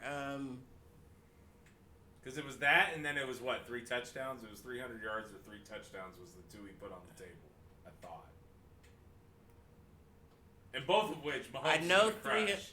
Like this is going to be like a 40-40 Super Bowl game. Like this is what that's the only the way NFL wants exactly in terms of offense versus offense. This is Golden State Warriors versus the LA Lakers. If you could have them in the finals, right? Too bad they're on the same side, right? But exactly. Yeah, you're absolutely correct. But my whole thing is home field advantage or not, which really doesn't matter to me in the Super Bowl. True. This may be the first Super Bowl that it does matter more than others, but it still doesn't matter. Speaking, there isn't a home field advantage in the Super Bowl because people have to buy tickets so far in advance that like no real fans are there. Right. And then regardless, it's only 30-40% capacity. So even those, it's still going to be less than. So it's. Although I will say that Kansas City, at whatever capacity, seemed pretty loud when the Bills were there. But and people said the same thing about Kansas City, Missouri. What is that? I don't even know where that is. I know where the state of Missouri is. It's on the Missouri-Kansas border, basically. Right. I know where the state of Missouri is, but I don't. So it's the west side of Missouri. Okay. West Central, I believe. Or maybe. I don't want to go any deeper than that. I feel like that's where it's at.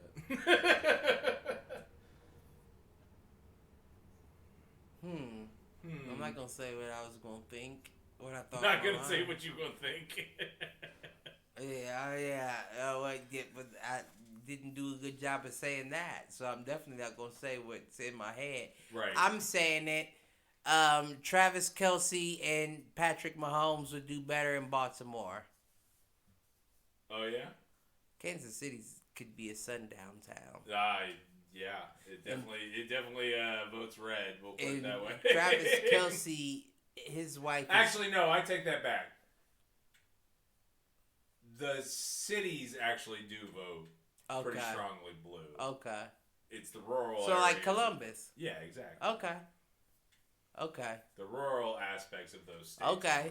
Well, I retract my previous statement. The only reason why I say that is because Travis Kelce's wife is black. She black? Oh, she black. And I don't mean like black like Whoopi Goldberg black. I just mean like she's a black woman. Fair enough. She's darker than my baby mom. Well, and he a white boy. Isn't that how it goes though? Usually white boys go with the darker women. I mean... You saying that like your baby mom ain't half. Right. Well, I'm saying me as a black man got a half black baby mom and his wife is black. Full black. No, I'm not saying I didn't make a mistake. I'm just playing. Kinda. There's that line again. I'm just playing. Kinda. You know what? I think the kinda is more so for. I love you. I think the kinda. I think you may be half right. I think the kinda is more so. The whole instead of me pulling it back, it's more so a insultish. You know what I mean? Like I hear you. I'm being serious. I'm just saying kinda for you. You know what I mean? You know what I mean? That's what I really think. You leave her alone. Oh, I love her to death. She's the best mother in the world. Someone's best mother in the world. I'm sure your daughter feels that way. And that's only because she's never had steak. So I had cheeseburgers. I'm just playing. What? I'm just playing. I don't even know what that means. She does. I'm just playing. I'm only kidding. But, what were we even talking about? We were talking about the Super Bowl, and then we went off on a tangent. Well, everyone watch the Super Bowl and daughters hate your mothers. There you go. And love your daddies. And love your daddies. Till the death. You know, it is. That's you got to do that. Well, Man. I got Well, we got 15 minutes left. I don't think Keem's joining us tonight. So what you got? Well, that's absolutely fine. I mean, nobody's joining us tonight because YouTube's fucking up. But which, by the way, so I want to throw this out there because I know folks think this is an issue on our end for one reason or another. It's not. Checking our internet speed right now, we are at like 400 megabytes a second, so it's definitely not on our side. And even if it fucking was, if you love us, love us. If you don't. Right, call in. Right, the fuck? Oh well. I got an Origins. Oh, do you?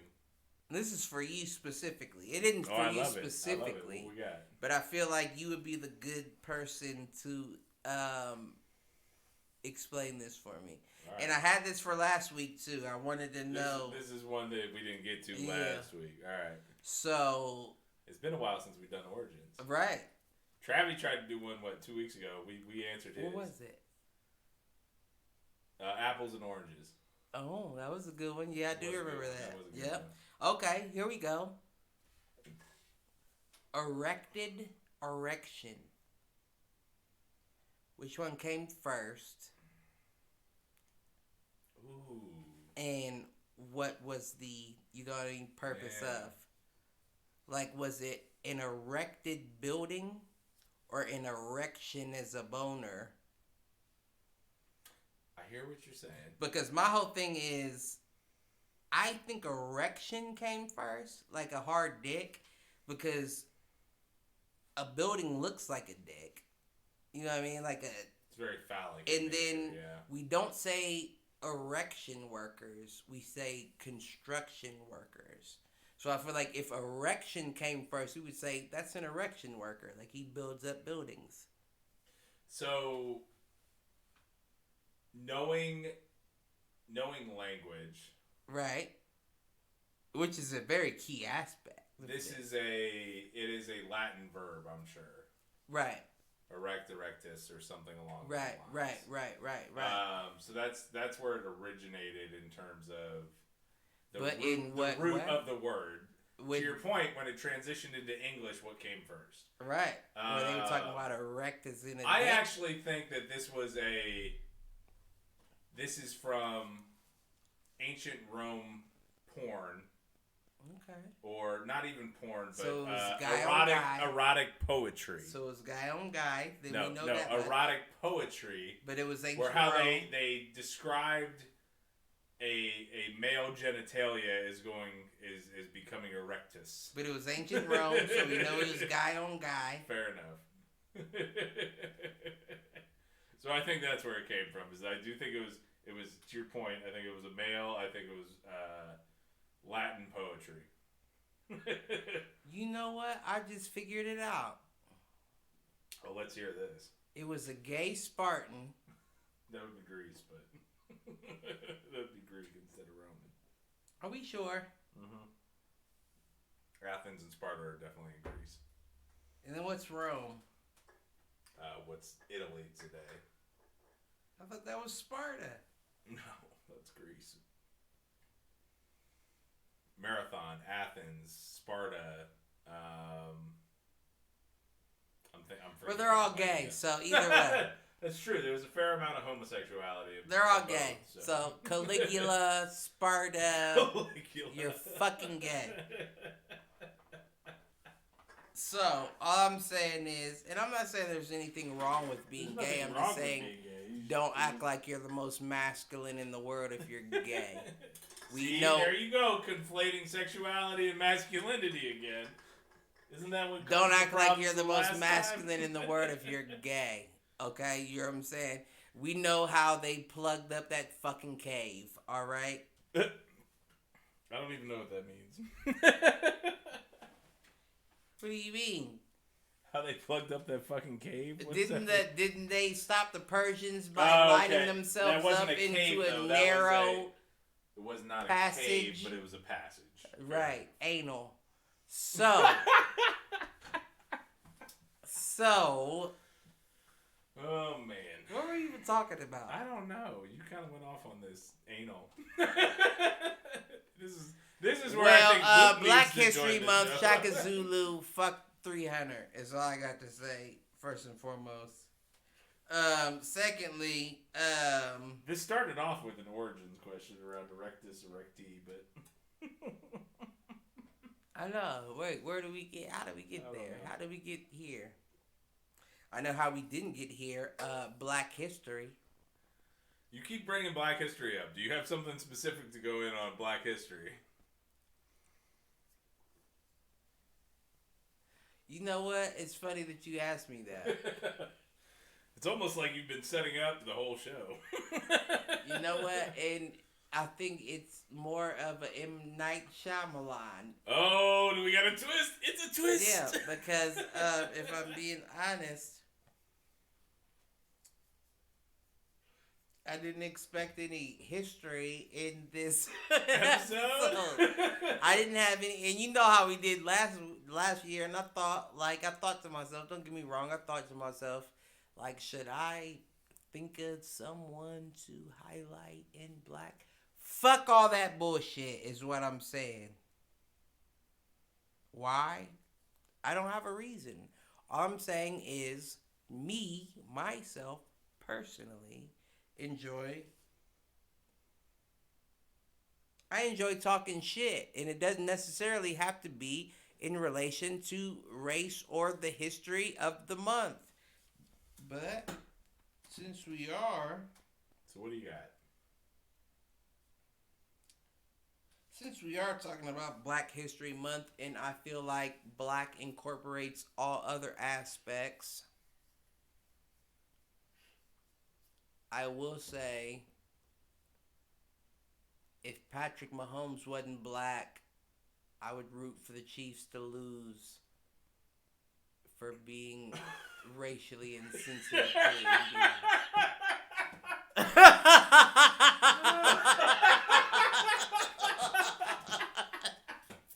Because I know that bothers you. Listen, I feel like Chief is less insensitive than Redskin. Listen, they called us Chief for a long time too, behind iron bars. All right, Chief. Right. You're buddy, innocent, Chief. what do you got, buddy? All right. I'm not your buddy, guy. I'm not your guy, buddy.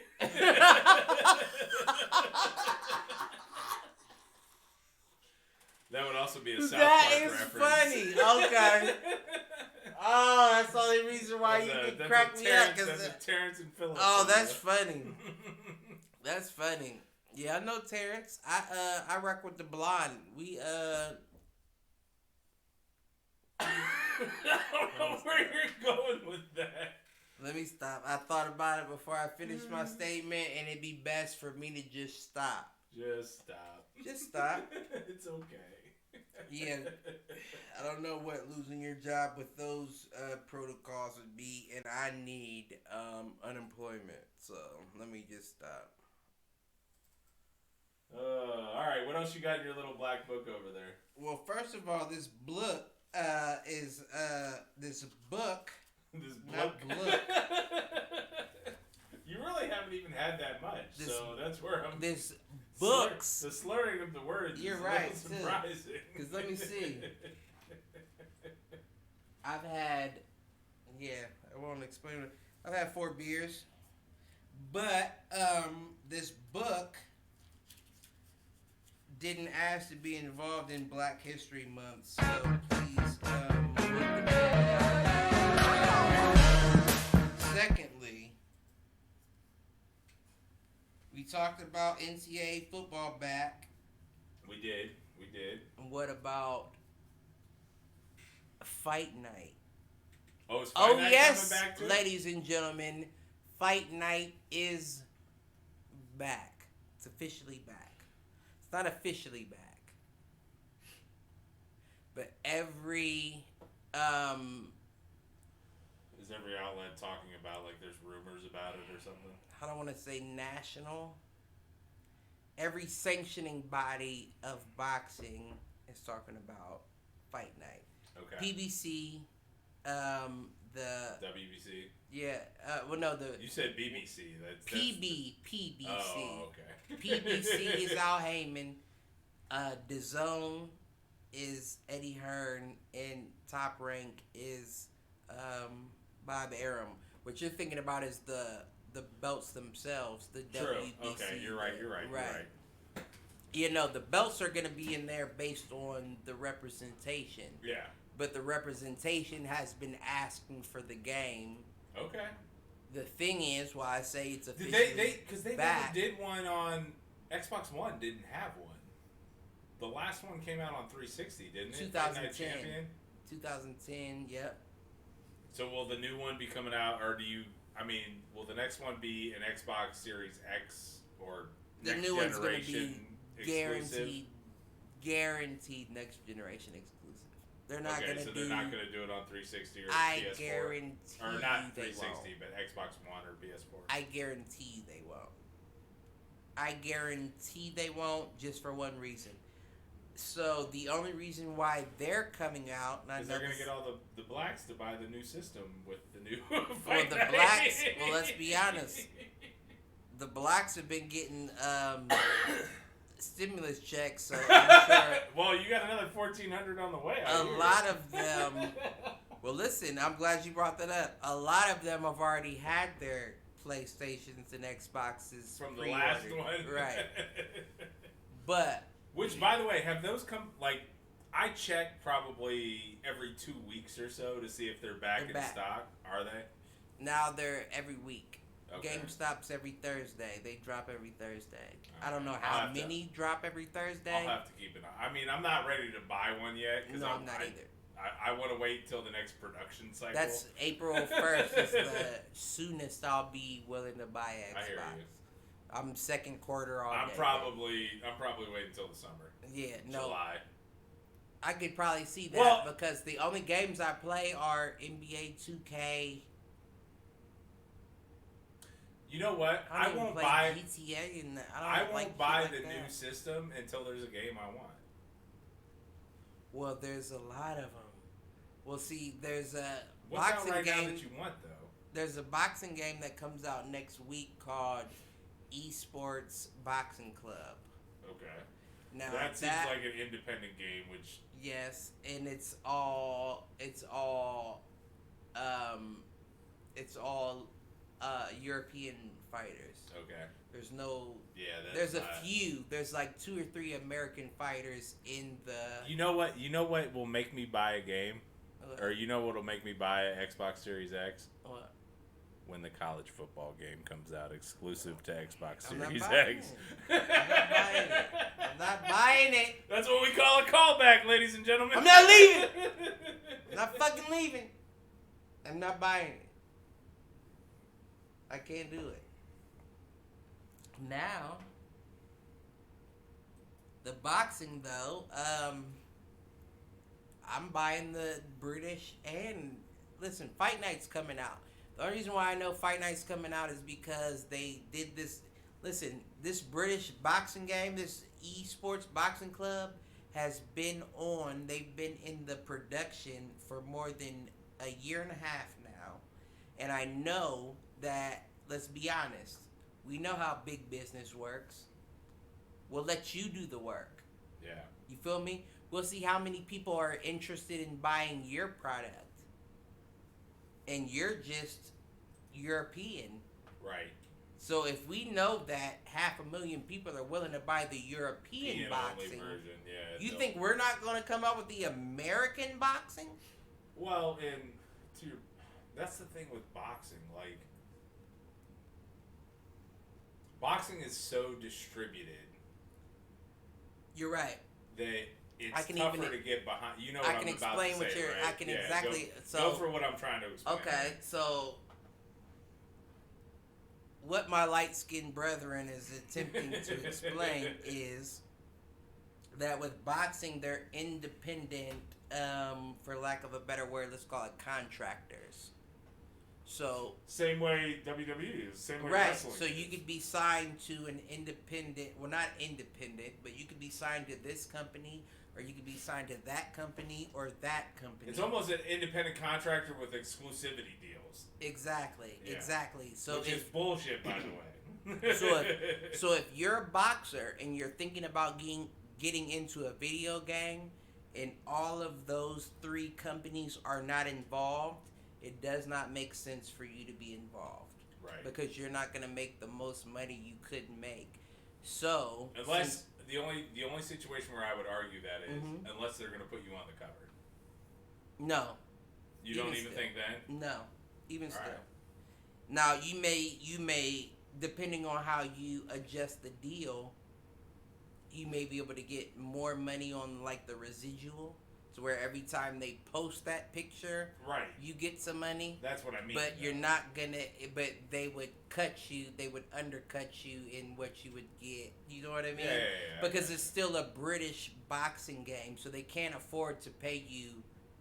You got to think if EA Sports comes out with it, ESPN, HBO, Showtime, anybody could pay you that money. Right. But coming from overseas, and us here don't know overseas. Well, and again, nobody's gonna be willing to pay for Anthony Joshua, right? Even the biggest boxer, to be on the cover if nobody's gonna pay for Anthony Joshua. You know what I mean?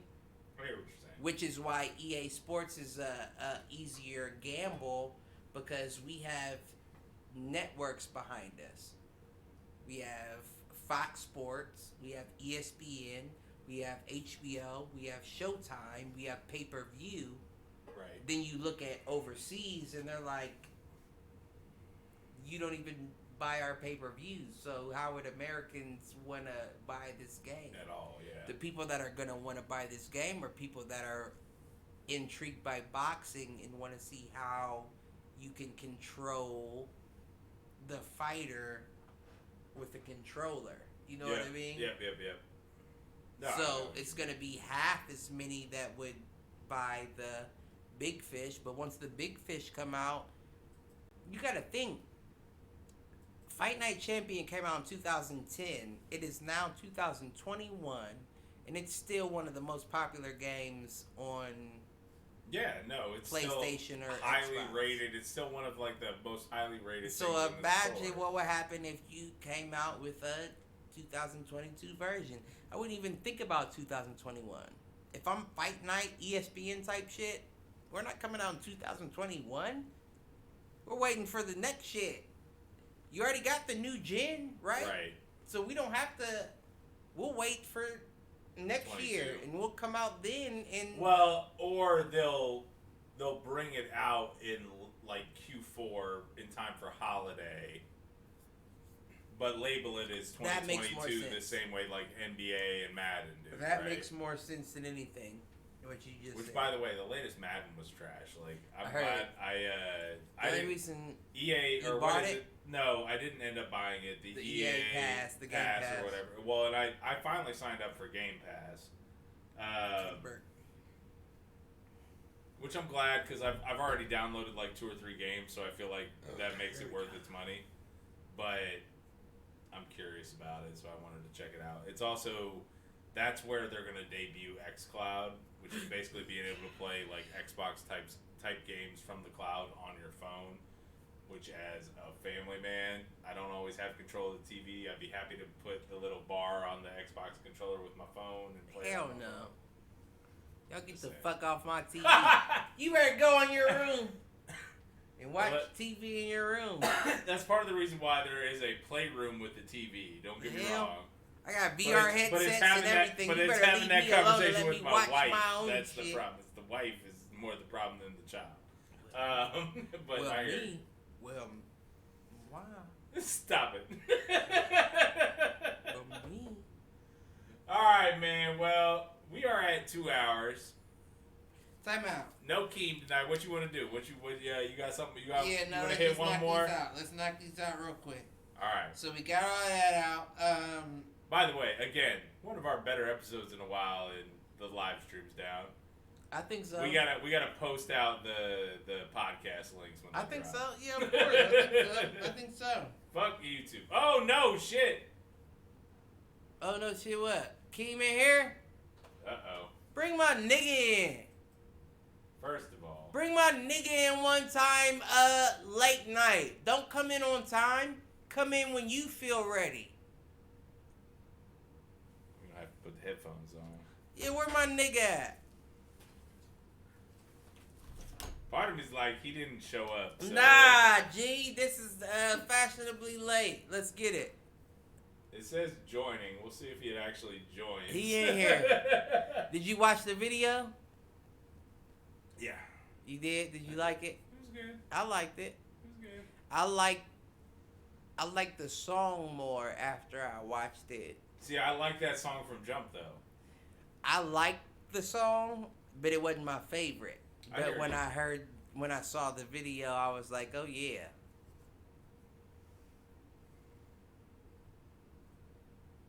Nigga, where you at? It still says joining. I wonder if there is something going on with our connection, but everything says we're good. So I don't fucking know.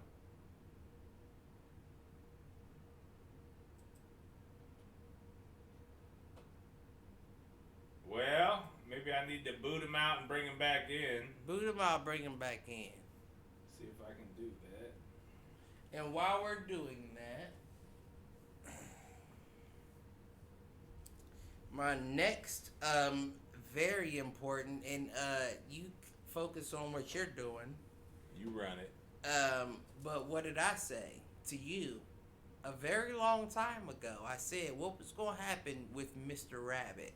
Do you remember that episode? I loosely When we talked about Utopia and Jeff Bezos? And I said Jeff Bezos is Mr. fucking Rabbit. And now what happened? What I said was that everything that I said. You talking about Bezos? The vaccine was gonna happen. Everybody's gonna get fucked up. Next thing you know, that's exactly what happened in Utopia in Amazon. All I'm saying is rewatch the episodes and you might see exactly what I was talking about. You might. Jeff Bezos stepped down for what reason, Mike? I didn't think he gave a reason. He didn't. But why would you step down if you were making that much money? Because he's Jeff fucking Bezos. Oh. That's the same reason why your mom said Joe Biden swore on a family Bible. heirloom. Yeah. All I'm saying is... what am I missing? Go ahead, tell me. Oh, I already told you. Well, if I didn't already tell you, go back to the Utopia episode. Right. It's probably going to be, if I'm guessing off the top of my head, episode 43. Go ahead, jump back in that. Tell me what I said when we watched it. The last thing I will say until my bro joins in, if he does, is while I was watching one of my favorite shows from back in the day, which I already stated. What was it, Mike? You know. I like how you asking me questions. Why? You're supposed to be paying attention. You said deal with what you're dealing with, and then you asked me 1,000 questions. Well, it was Freaks and Geeks. I was Freaks talking and about Geeks. Freaks Yes, and we Geeks. were talking about that earlier. I Agreed. will say is the very last episode of Freaks and Geeks. James Franco plays Dungeons and Dragons with all the geeks from the show. Okay. And I thought to myself, you love playing Dungeons and Dragons. It's been a while. that white boy We're going. about to start off another campaign. I thought to myself, that white boy gonna hustle some folks out of some money in dice with them Dungeons and Dragons as soon as he go home. He gonna roll By the way, craps. did you notice that Studio B, we'll call, the other half of the studio, I got a table set up. I for definitely Dungeons and noticed that. I Dragons. didn't know that's what that was for. Yep. But I saw the little pieces and So we got the dining room. We got the old dining room table. Listen. We got the battle mat, and we got some dice. Listen, all I'm saying is might have to get a game going here soon. We are about to. Call me James Franco. There you go. All right. Well, I texted Keem and he didn't respond. I told him to rejoin. Try again. I got nothing. So. Well, can we at least link his video to our what's the name? Yeah, we should be able to post it on the channel. Do that. I mean, I could play it either way, even though Play he's it not now. here. Yeah, do that now. So we'll drop this on behalf of Keem, even though he wasn't able to join or connect. Obviously, there's been some internet issues just generally, which it's got me curious now if it's a YouTube issue or if it's a Streamlabs issue. But we'll figure it out. Either way, we'll post this in as a unified video. So those of you that are checking it out the next day on YouTube, you'll see the video, and those that are listening on the podcast, you'll hear the song. So give me 1 sec, and we'll get that going. And then we'll be right back to wrap up after, so don't end after this song. I got you. Or I'll come visit everyone who we Everyone. got IP addresses on. Yes. Denial of service.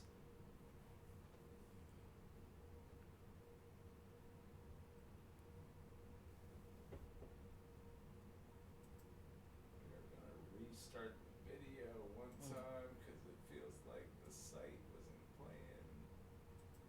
All right, take 2. Yeah.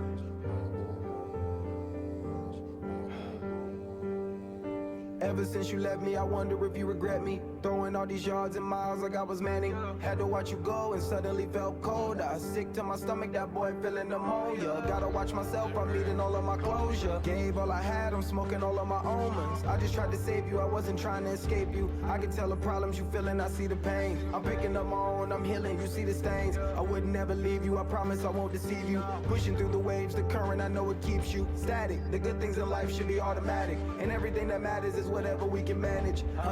Keep one in the head in case they panic. Ever since you left me, I wonder if you regret me. Throwing all these yards and miles like I was Manning. Had to watch you go and suddenly felt cold. I was sick to my stomach, that boy feeling pneumonia. Gotta watch myself, I'm needing all of my closure. Gave all I had, I'm smoking all of my omens. I gave all I had, I'm smoking all of my omens. I gave all I had, I'm smoking all of my omens. I gave all I had, I'm smoking all of my almonds. I gave all I had, I'm smoking all of my almonds. I gave all I had and now I became my almonds. I gave all I had and now I became my almonds. I gave all I had and now I became my almonds. Almonds, my almonds, my almonds.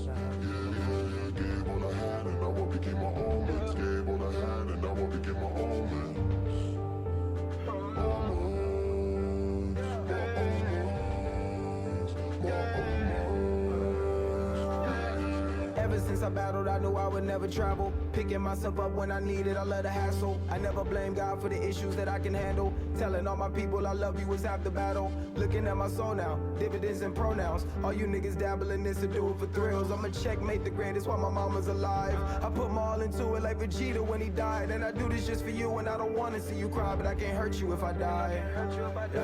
Ever since you left me, I wonder if you regret me. Throwing all these yards and miles like I was Manning. Had to watch you go and suddenly felt cold. I was sick to my stomach, that boy feeling pneumonia. Gotta watch myself, I'm needing all of my closure. Gave all I had, I'm smoking all of my omens. I gave all I had, I'm smoking all of my omens. I gave all I had, I'm smoking all of my omens. I gave all I had, I'm smoking all of my omens. I gave all I had, I'm smoking all of my almonds. I gave all I had and now I became my almonds. I gave all I had and now I became my almonds. I gave all I had and now I became my almonds. Almonds, my almonds, my almonds.